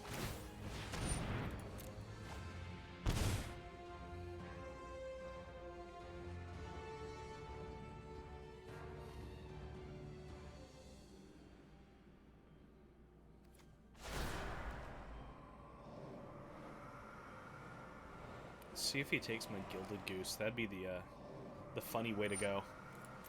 The synergies with the Wicked Wolf. Ooh. That's real bad for us.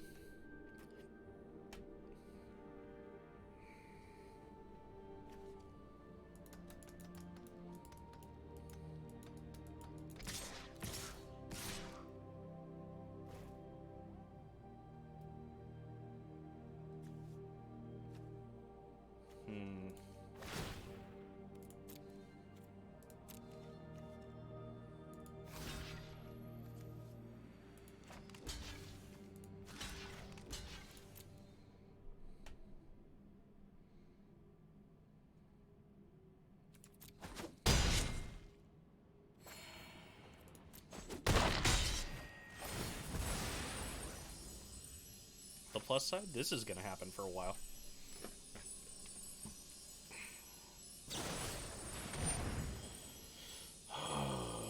That's annoying. Okay, okay. Maybe that won't happen for a while. Skyclave.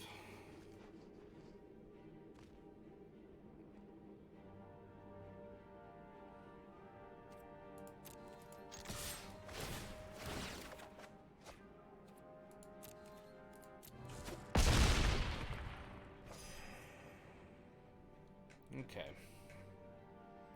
Best way to go about this, I think, is to draw some cards.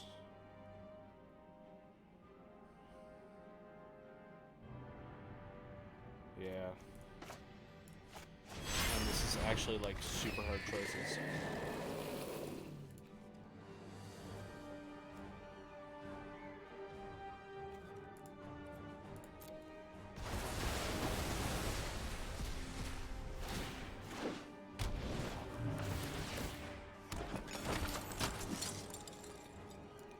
Kroxa doing its thing next turn is really annoying.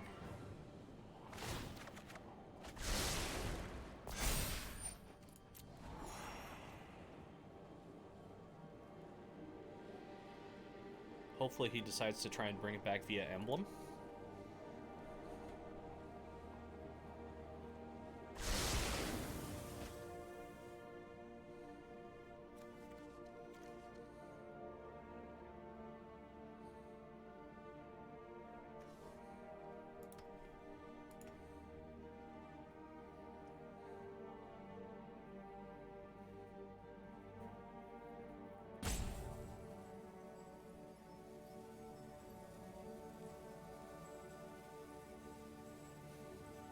He could just try and eat my whole hand here.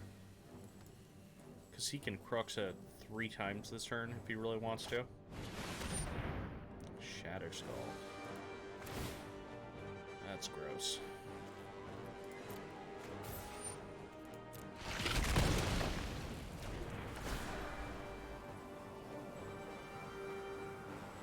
Oh, please blink the Baneslayer. Please blink. Oh. I've never seen necromancy this good. Okay, okay, this is terrifying. Oh, jeez. What do we even do here?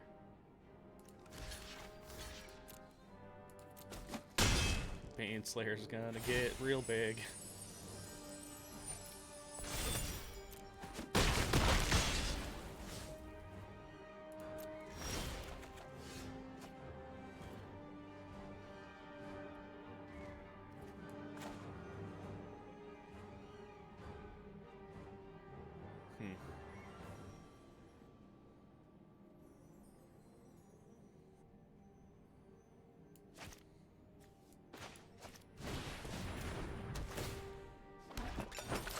Trail of Crumbs, Skyclave away the Heliod.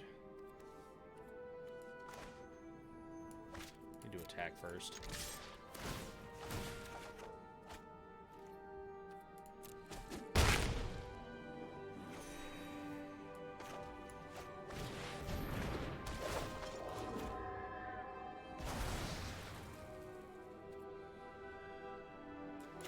Man, I don't like this one bit. He's making me get rid of my own things.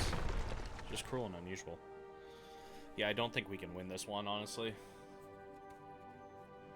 I'm like trying to think of what combination of things we have to see an Elspeth Conqueror's death. Like that's, so we have to get rid of that Baneslayer. And we have exactly what, 1 dig for it.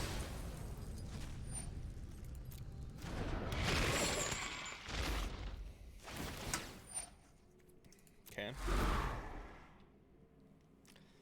That's annoying. Sure you can have... Which one do I want him to have? Wolf, he kills that. Apparition, he kills that. Yeah, doesn't really matter. It's all bad. It's all real bad. It's dead anyway. It doesn't matter. Okay, cool. Hey, bet he didn't realize that interaction. Rise and shine, my obedient minions. That's annoying. I wanted that. Why you gotta do that to me?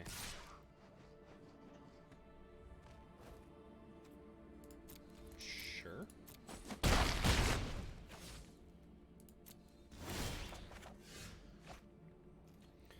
Alright, so as per the usual. Problem is, even if I kill the Baneslayer, it comes back for more.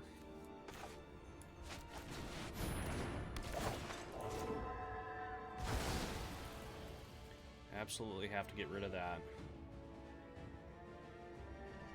I think we killed the Baneslayer this turn regardless. Unfortunately, this does get rid of our clues, but it makes it so we're getting life back.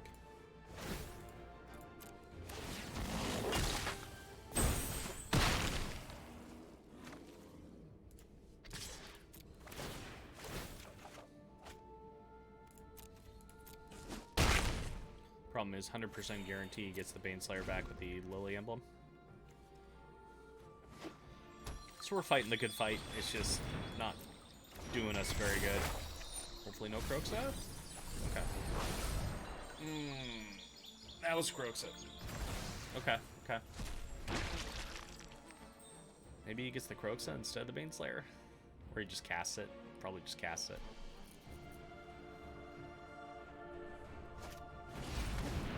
Yep. I'll be even more powerful next time.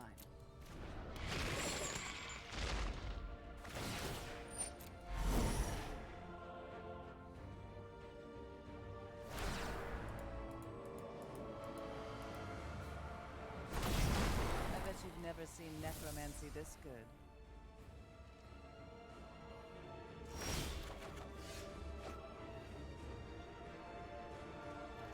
Okay. It's kind of a start, not really.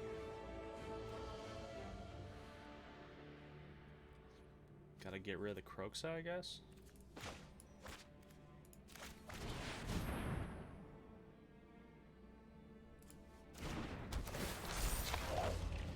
Like, it's tempting to grab a secondary Dreamcrawler, or Dream Trawler, but we have to be very defensive, unfortunately.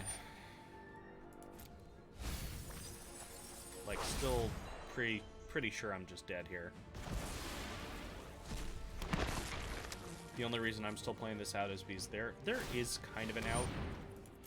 My out is basically finding the Elspeth Conqueror's Death, getting rid of the Baneslayer permanently. And then I just race with the Dream Trawler. Well, no longer an out. GG, opponent.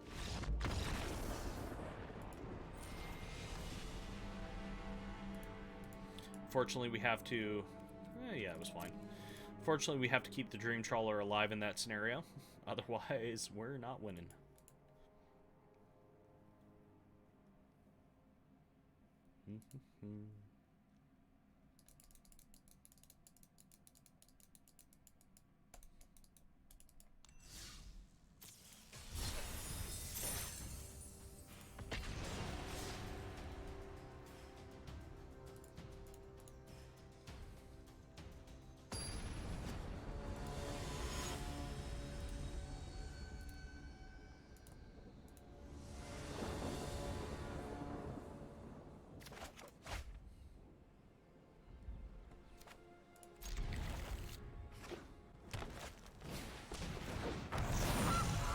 Oh, the goose is loose. Old Gildy. Maybe my opponent is on mono green food? Maybe they're doing something similar to what I'm doing. Who knows? I highly doubt they're doing something similar to what I'm doing. They could be on the Abzan food deck, too. That deck's a lot of fun. Okay, okay.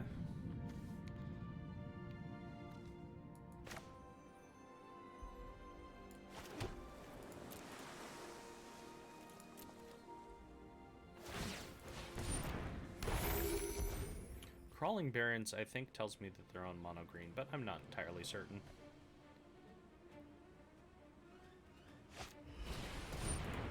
Oh, yeah, I think they're on mono green.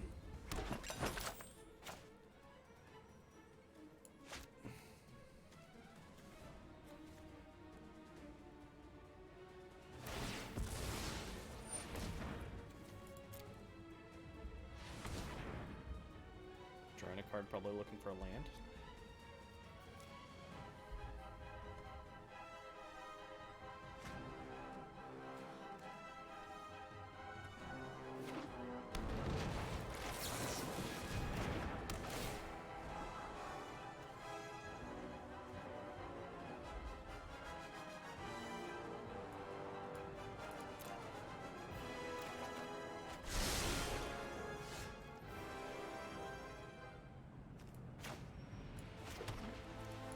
I think I'm okay with getting rid of their engine piece here.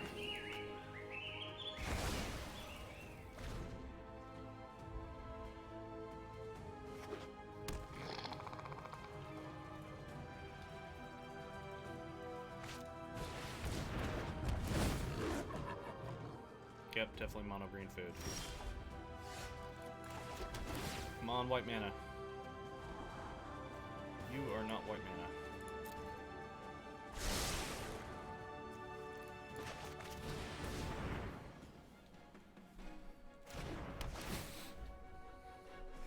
On the plus side, also, most of our removal gets around Wicked Wolf. Sadly, Glass Casket doesn't do anything, but Elspeth and Skyclave, perfectly good.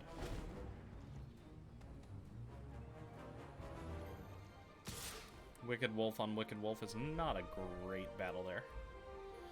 Gonna plus, yep. I think he's gonna be casting a Great Henge this turn.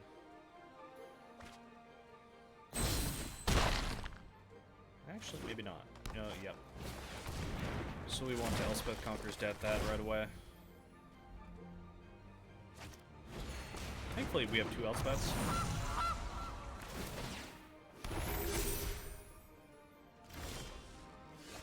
That is not the land we need. Entirely unfortunate. Well, only one thing we can do here is play that out. Or we can pop and look for white land.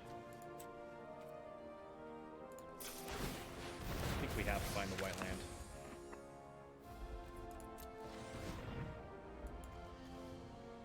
Wow, okay.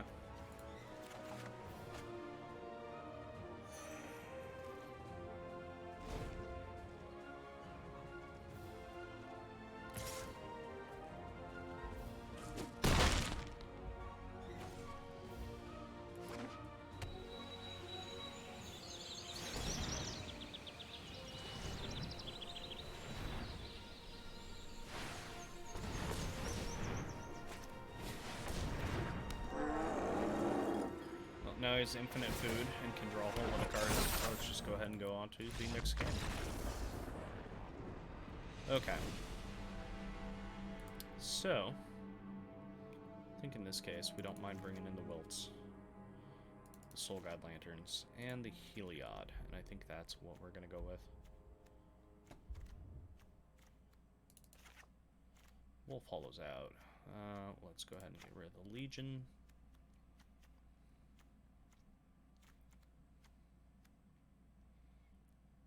Lagona, I feel like we're going to need in the long run. Let's cut Omen. Everything has Trample. And let's cut a Casket, because it's not going to hit a ton.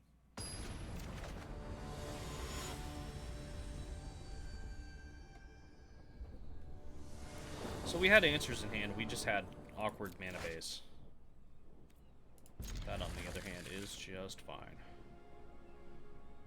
Soul Guides, we brought in these mainly for the trolls. Don't feed the trolls, people. Don't feed the trolls. It's like the #1 thing. Come on.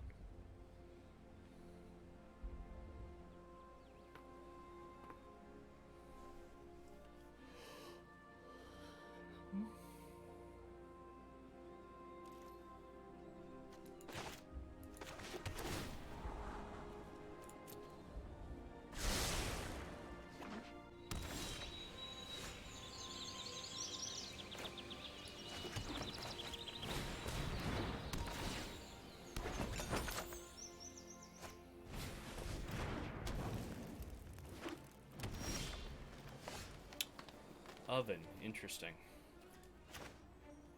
Glass Casket the oven? I think we actually do. Well, I mean, we can't. What am I talking about? We cannot do that.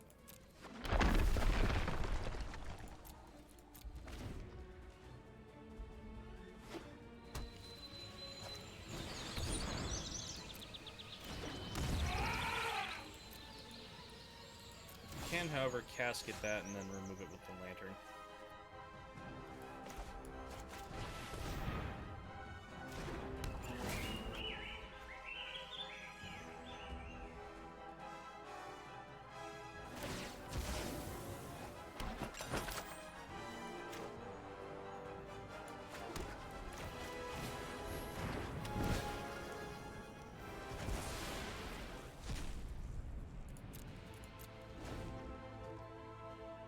actually next turn depending on what he plays.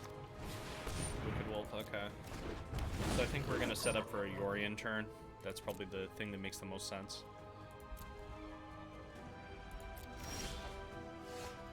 Ooh, okay. That's not terrible.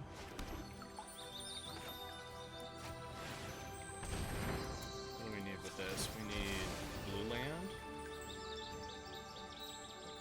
green land, or another white land.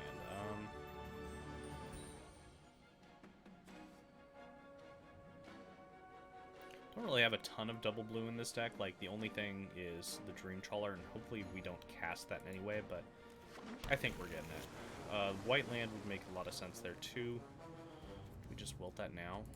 Nah. I think we're going to hold off and hope he plays a Great Henge.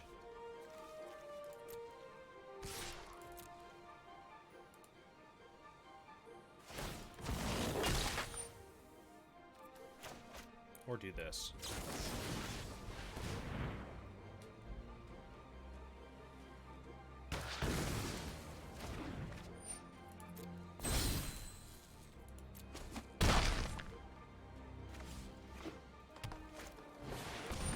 No. We talked it into existence. Okay. Okay. Mistakes were made. Mistakes were made. So if we get that, that wouldn't do anything. We can bounce that and that. Can set this up for next turn. We can set that up. Man. I don't like any of this. We're 1 mana off.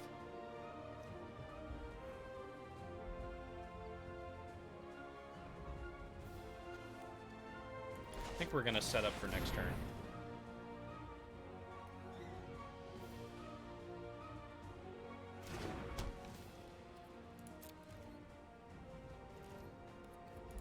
Like, as much as I hate getting rid of this, I think I need to.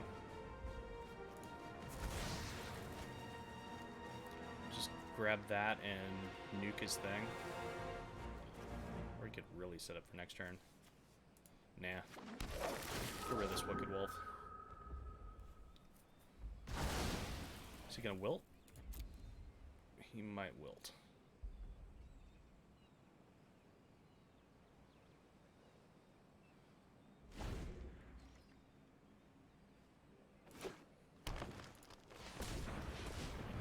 Do we have a troll?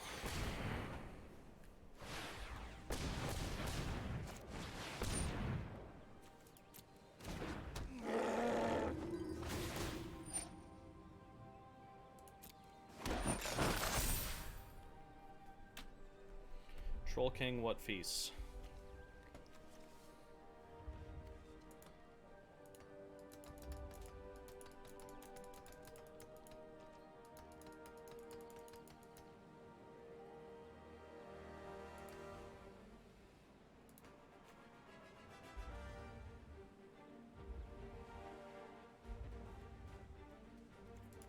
Oh, he's waiting for me to pass. Derp.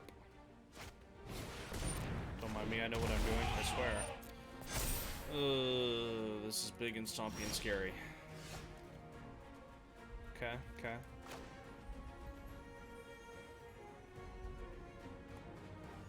Cetessan or Yorion?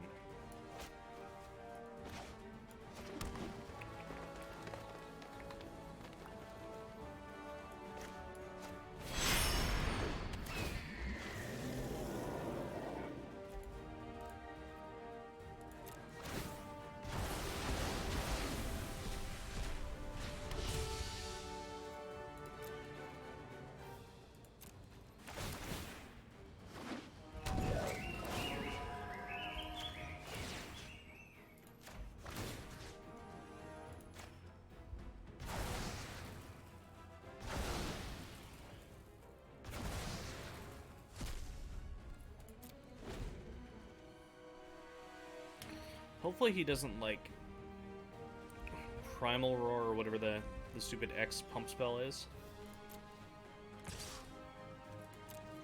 So that deck's been known to play those in the past.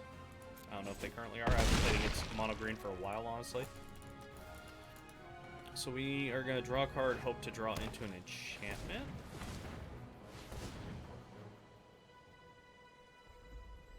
Something of consequence. Maybe an Elspeth Conquers Death? Maybe? Maybe? Please? Yes, please? Maybe? Ooh. Kolga. Or Kogla. We have King Kong himself. Okay, yeah, nothing we can do about that.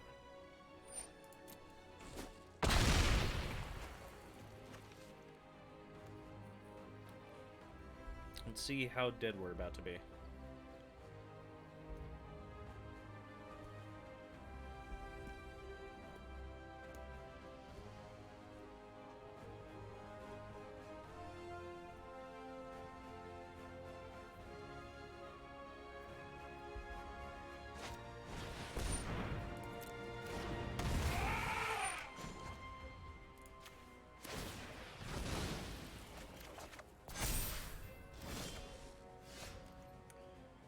Trail, okay.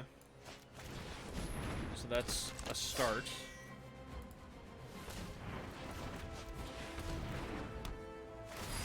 Still pretty sure we are very dead.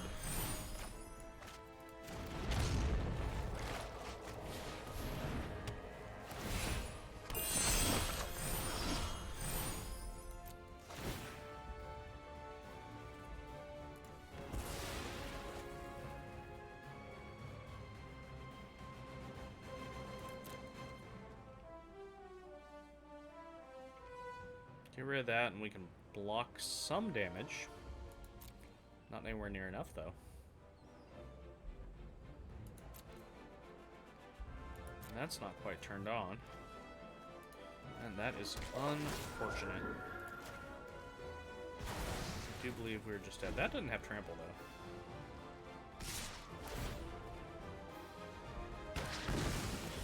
though. Ugh.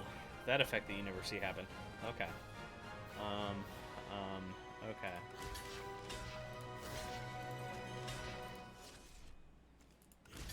Let's try not to die. I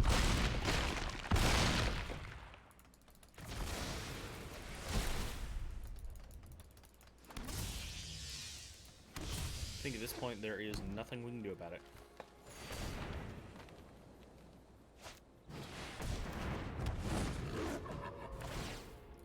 We will just go ahead and say GG to our opponent.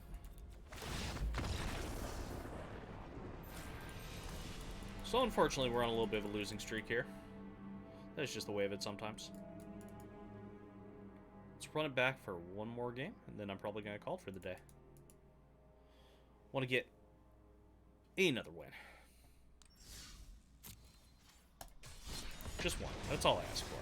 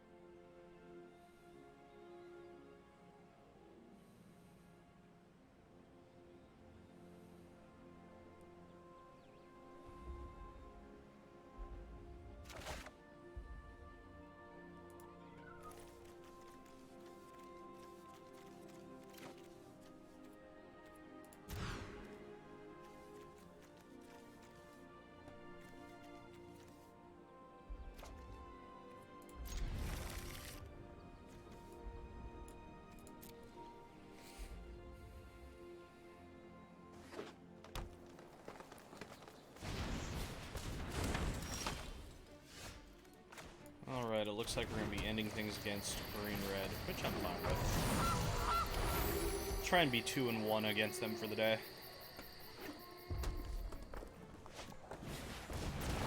Ooh, he has the fast start, though. That's okay, we can cask it away.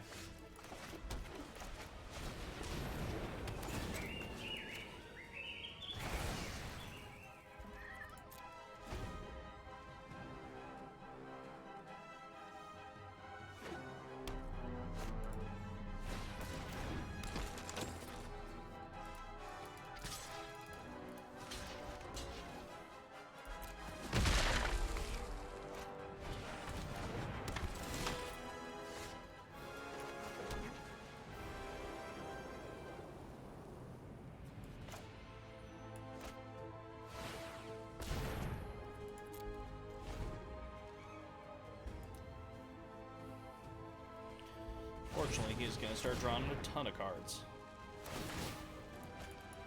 I think we're going to Elspeth and then Yorion. Makes the most sense. Rushfire Elemental is such a good card.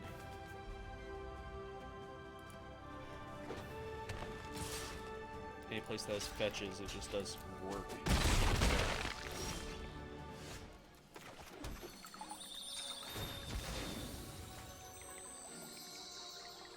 We are going to, of course, need to draw one more land in the long run here.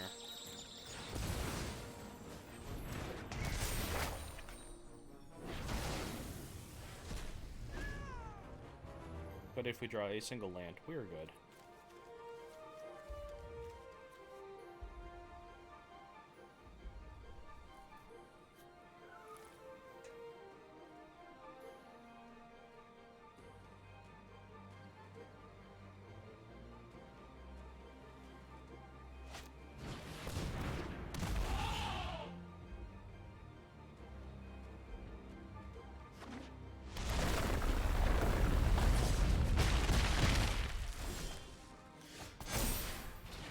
Well, we did not get to the land. So do we play a blocker, or do we search for the land? We search for the land. That was unfortunate.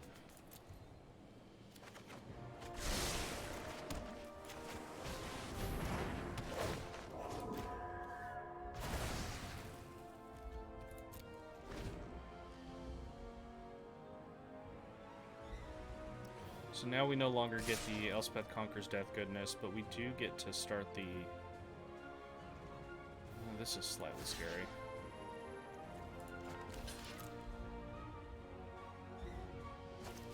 Yep.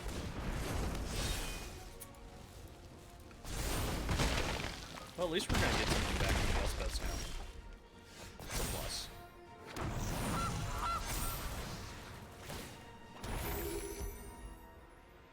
We get to start looping the other stuff, so that's pretty cool.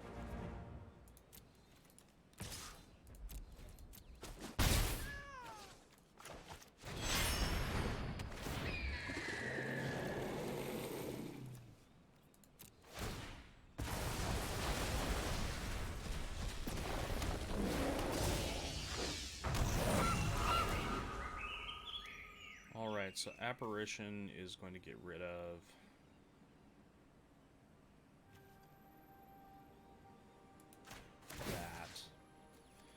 Still think we need to get rid of this with the casket, but oh man, that's hard. Let's go there.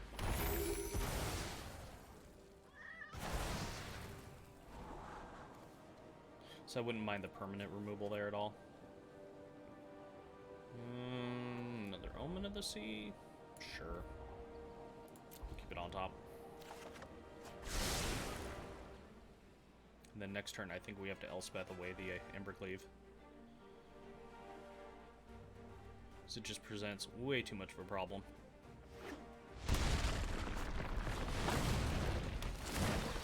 Oh, that's also a problem. Okay. Yes? Yes, please attack. So I think that's even bigger problem than the Embercleave, unfortunately.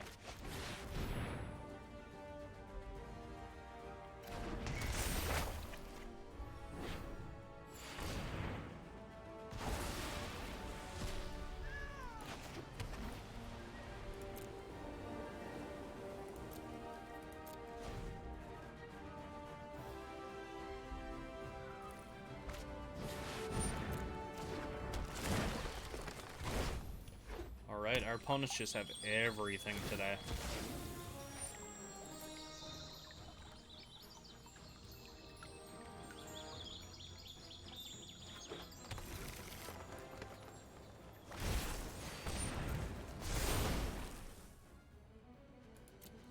Okay.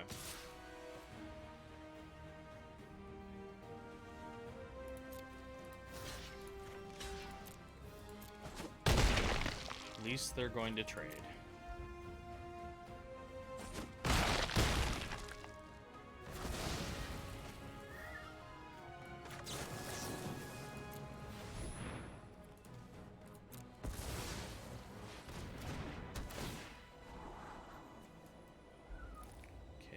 Enigmatic is very good here. Do we want the champion also, though? I think no.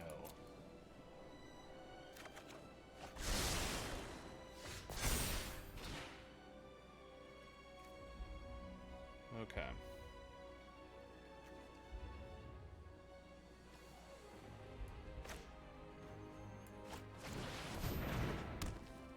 So we lead off on this.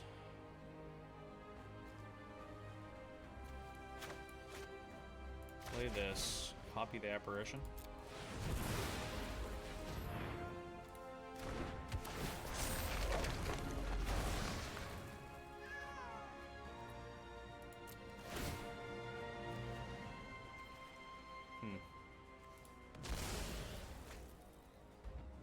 Let's just take away his creatures.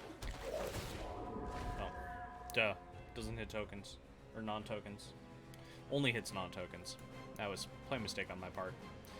It's okay, we're gonna get the Yorion back.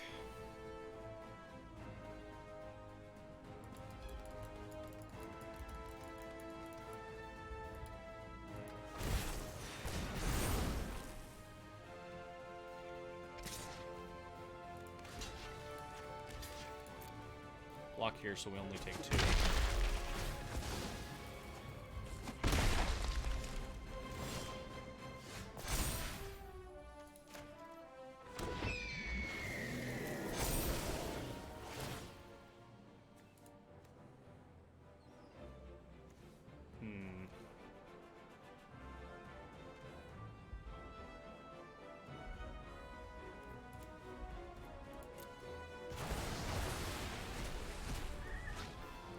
The other ones just don't quite work how I'd like them to, unfortunately.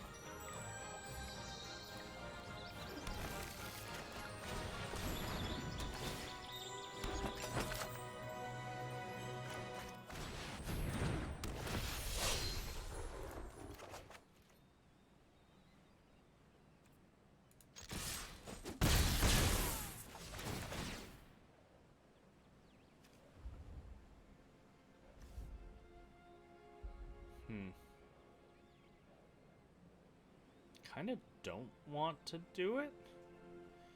Wouldn't mind the Cetessan champion, though. Nah, we're just gonna hold off.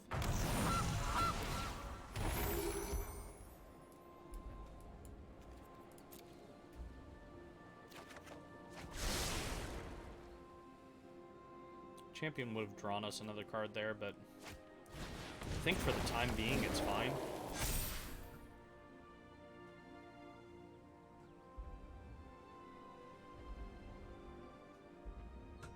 We actually have a clock now because we have 9 in the air. We're going to have more.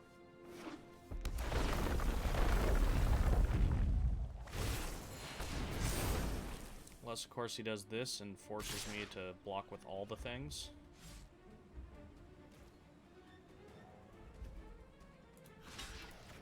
Yeah, we're going to block with all the things.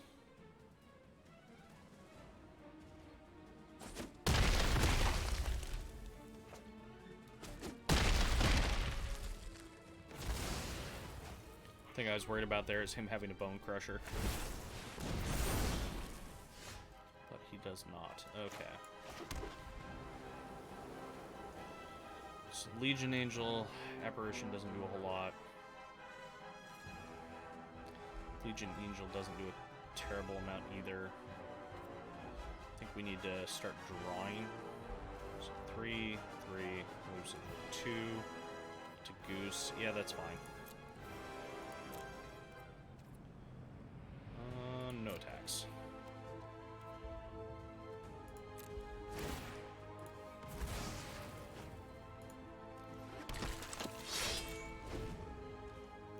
Make our opponent think we also have something, which we don't.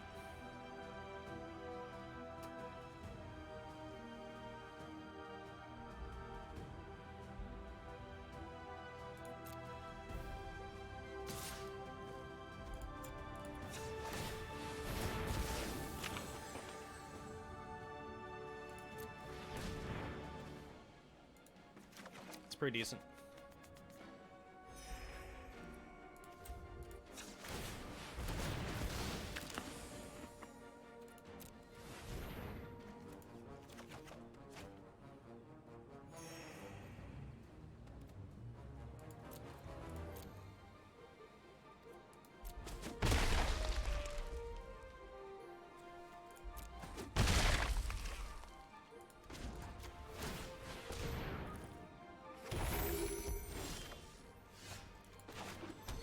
Alright, now we get to start going ham a little. We've survived long enough to get to the point where we can actually, like, do things.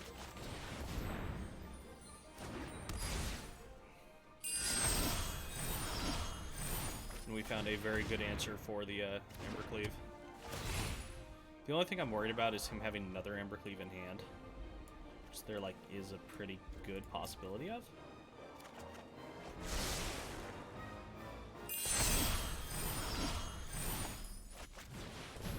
So let's gain a little bit of life. Make that not as worrisome. Ooh, Yorion. Yes. Yorion's very happy.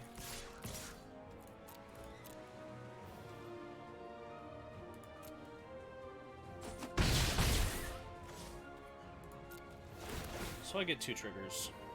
So I'm going to choose Enigmatic and an Omen. Okay.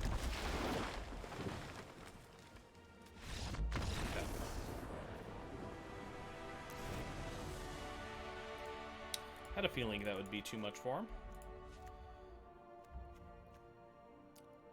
I'm gonna bring in the Wilts.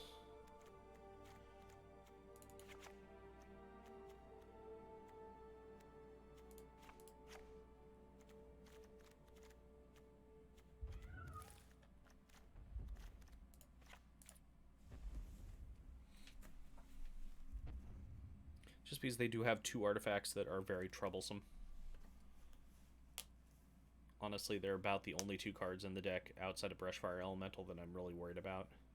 So if they want to go into the long game, then I need to be able to beat through both Great Henge and stupid Embercleave. But Embercleave, you always have to assume it's there. Even if they don't have it, you need to play like they have it. And that's how Embercleave has always been. Yeah, we keep this. It's a little bit slow, but hopefully we can bait them into attacking with Edgewalling Innkeepers and taking care of them. That would be ideal. Yeah, I need... Oh, they're going down to 5.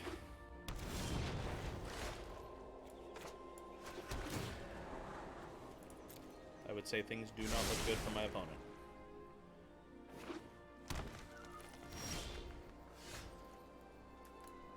Multi 5 on the play is not where you want to be.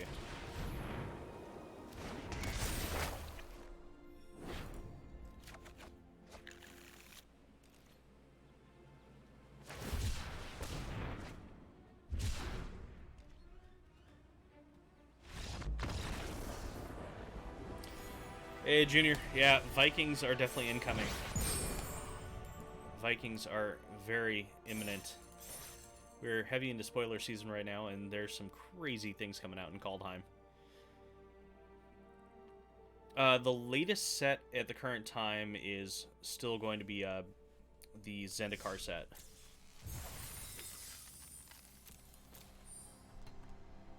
So it's been around for a little while, so I'm just playing around with something fun as opposed to something good right now.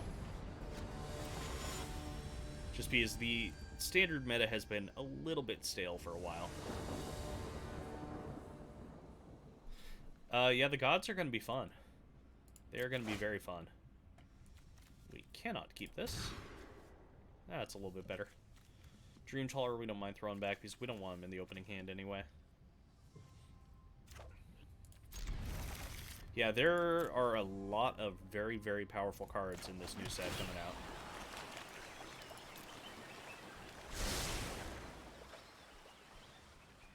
Between the flip cards and just a lot of the kind of regular set cards. So like in the white special white booster packs, there is an angel, or not an angel. There's a card that makes angels cheaper. It's like for all angel tribal decks, those are going to be having a lot of fun with that. Really, really, really, really like. So red today got spoiled a new card that's basically a combination of a counterspell and a chaos warp, which you don't see happen out of red. So I think that's kind of amazing. Okay, he's gonna get to do that. I don't want him to take cards, so we'll just play this. And it only costs 2.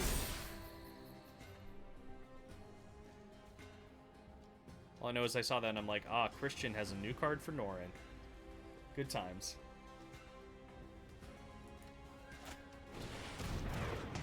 Oh man, other Elspeth's Nightmare. Okay, okay.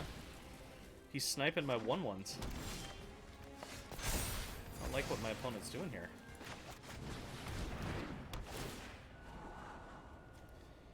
Well, unfortunately, I don't want him to be able to take either of these. Yeah, guess we could just Omen and try and find a land.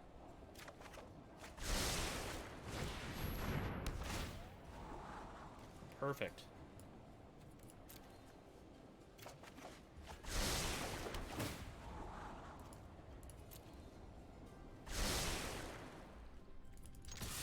Get in there from 1.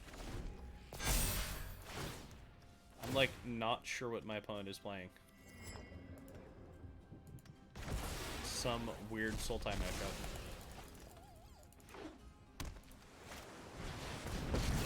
Shiok, okay.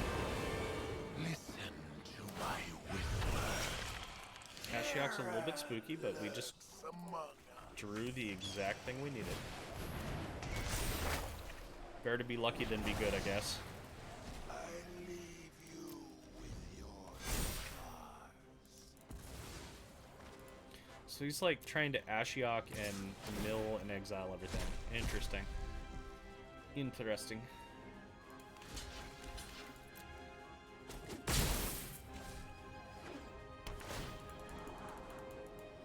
Man, you missed it earlier. I let one of my opponents get a Liliana emblem on me, and then I was fighting against my own Baneslayer Angel. It was a losing battle. It was no bueno. Yeah. My own Baneslayer really had it in for me.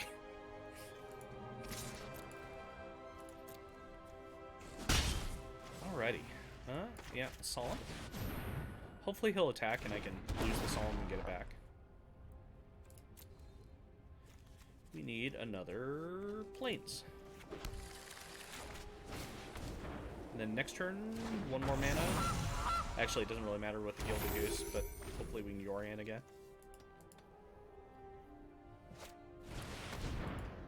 Heraldic Banner. What is my opponent playing? What weirdness. No! My enigmatic incarnation. That makes me very sad.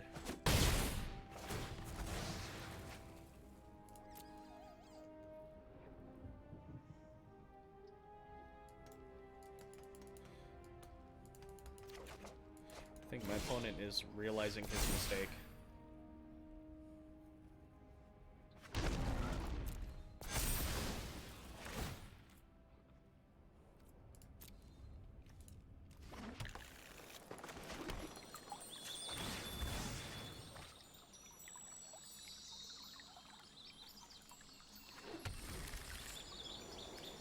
Alrighty.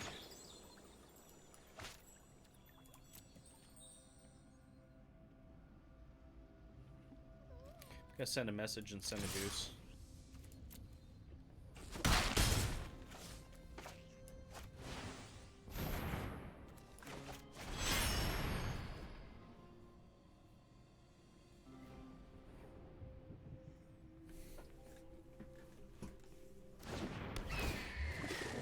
As he mystical disputes me in the main deck. Oh no!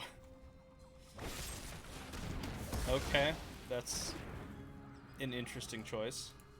My opponent is making interesting choices this game, to say the least.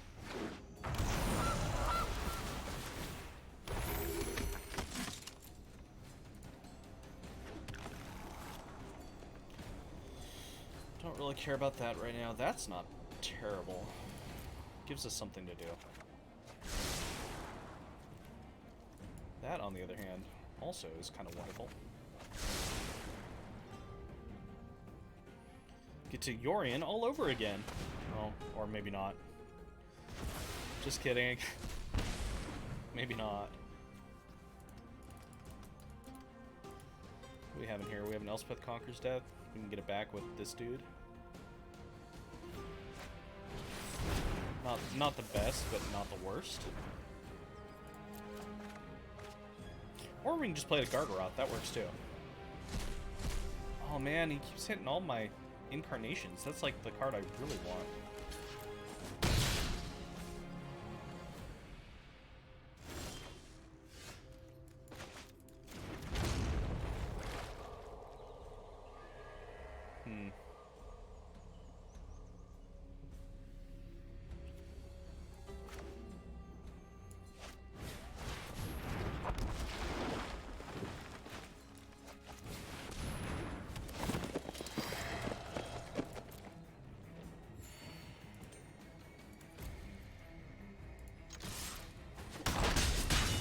Send the message. The goose is loose.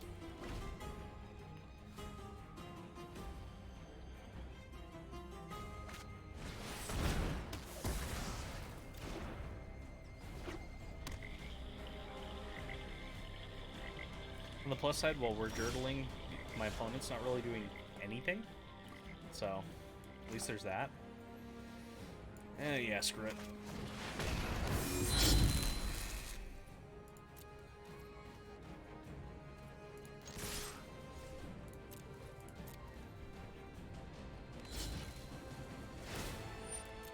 Yeah, I realize. Oh, more good cards.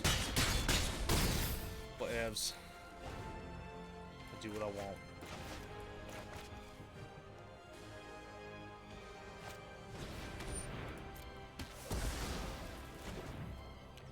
Opponent is on the mono removal plan, apparently. Not that it really matters.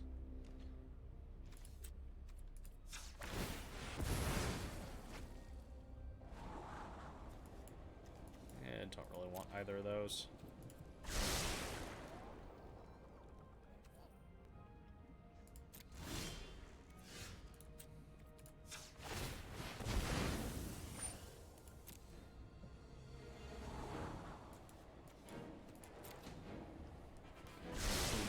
Digging for action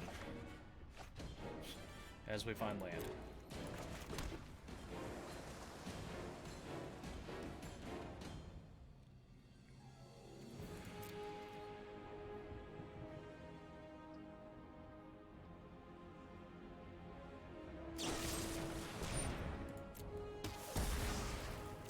Mono removal. Okay, let's send him in, and I guess he'll decide if he wants to take damage.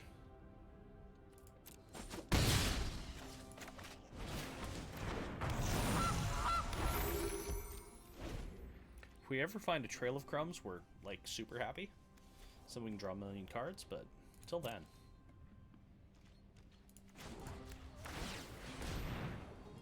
I think we're gonna cycle this Omen of the Sun. There's the trail, and yeah, Glass Casket's fine. Get rid of this nuisance. We can actually just kill him.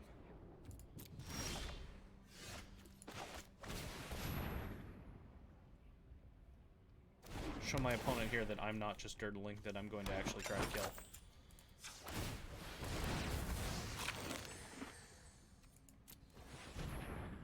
Hasn't really played anything outside of a single Ashiok and a ton of removal this game anyway.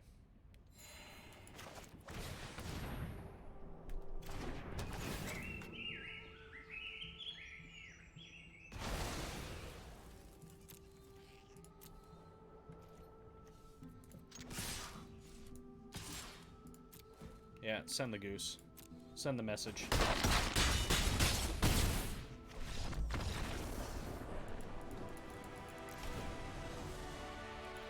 Alrighty, what am I doing against them? I'm not even sure. Let's get some negates. Call it good. Do I care about their... No, not really. Get rid of that, get rid of that. Get rid of that. No, Legion Angel is actually going to be good in this one. So we just want threats against them. Gargles is slow. Gargles is real slow. We want the trails. Maybe cut 2 caskets. Throw the Heliod back in there. And what else do we want? I know I said Gargles is slow. Yeah, screw it, throw the Omen back in. No clue how to sideboard this one because this is somebody's jank brew, and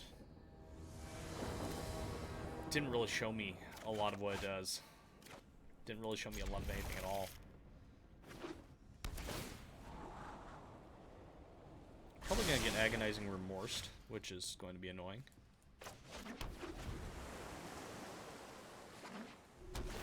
No, not yet. Okay. It's a good sign. I think in that case, we're gonna hold on an Omen of the Sea in response. Elspeth's Nightmare, okay. So that actually makes us want to go looking for neither of those cards.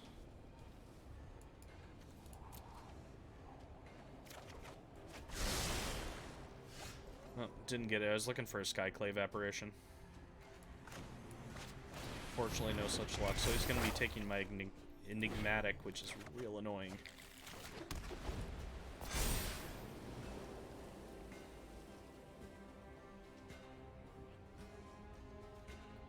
Thankfully, we can just buy it back.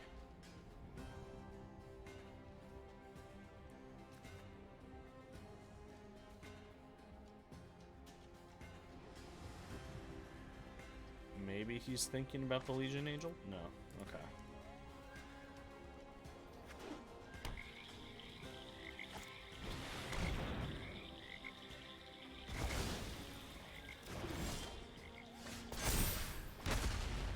Covetous Urge. Okay.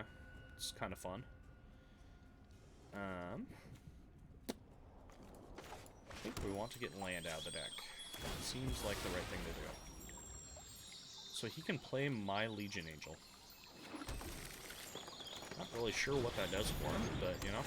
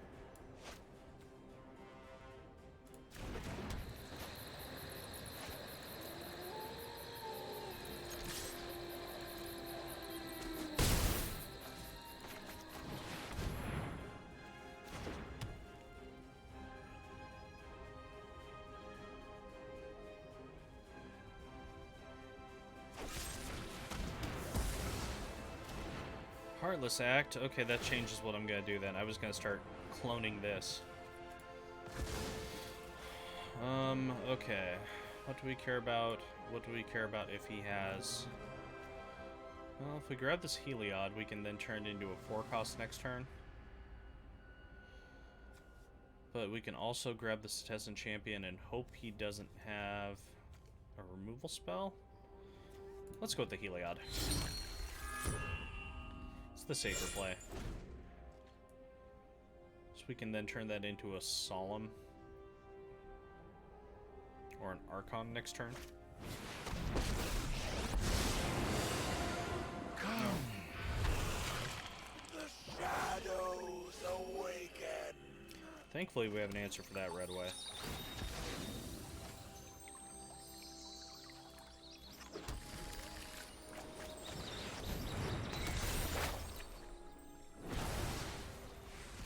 With that being the case, we're gonna go get a Dream Trawler.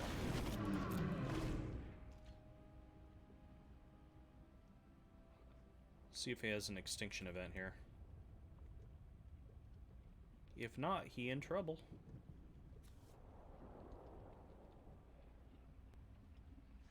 Because this is one very big Sphinxy boy coming at him. Boy or girl. Not really sure.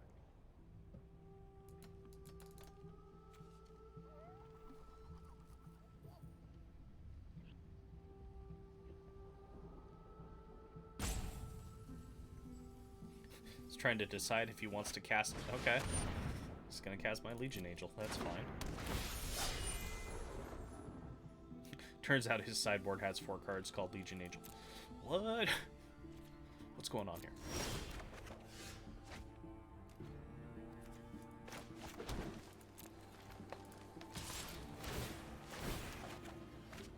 Oh, that's a very good draw.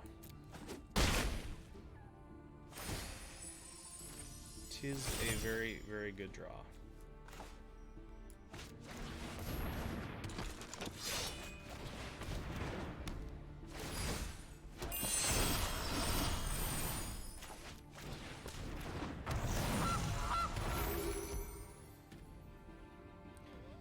Like, I'm not sure if I want... Oh, I could have a second Cetessan Champion, though. Or a second Druid Trawler.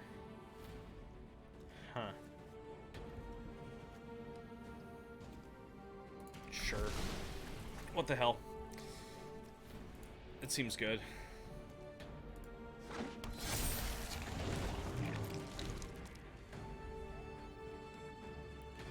Extinction event or nothing. What you got, friend? He's got good game. Okay.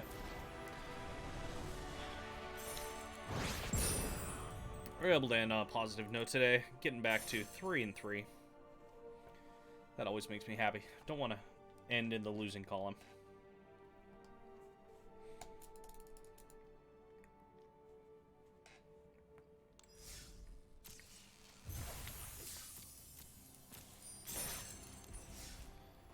So, what have we learned today? We've learned deck still has some work to do. A couple things that I want to change around, I think. Definitely looking for another Birth of Meletis in here somewhere. Possibly going down to 3 Glass Casket, moving 1 over to the sideboard. Wolf Willow Haven, I don't know. It's okay some games, it's not okay others. It's just not nearly as good. I kind of want another 4-drop to be able to go into a 5-drop. That's also another thing I need to look at, but that will be for another time. As per the usual, thank you for joining me today. You can follow me on Twitch every Monday, Wednesday, and Friday at 2 p.m. Pacific Standard Time. You can find me at MTG 2020. Of course, as I have my ad roll going on right now, feel free to go check out Epic Gaming PDX. Great little card shop located in Portland, Oregon. If you are in the Portland area, come in, take a look. Otherwise, epicgamingpdx.com for all of your singles needs between Magic, Yu-Gi-Oh, Pokemon, Final Fantasy TCG. Gonna be having those Sephiroth tins in, I think, pretty soon. Not entirely certain because those have been kind of a disaster right now, but it is what it is. Otherwise, yeah, thank you for watching, and I will see you all again on Wednesday. Have a good rest of your day, and hopefully we don't have any more chaos.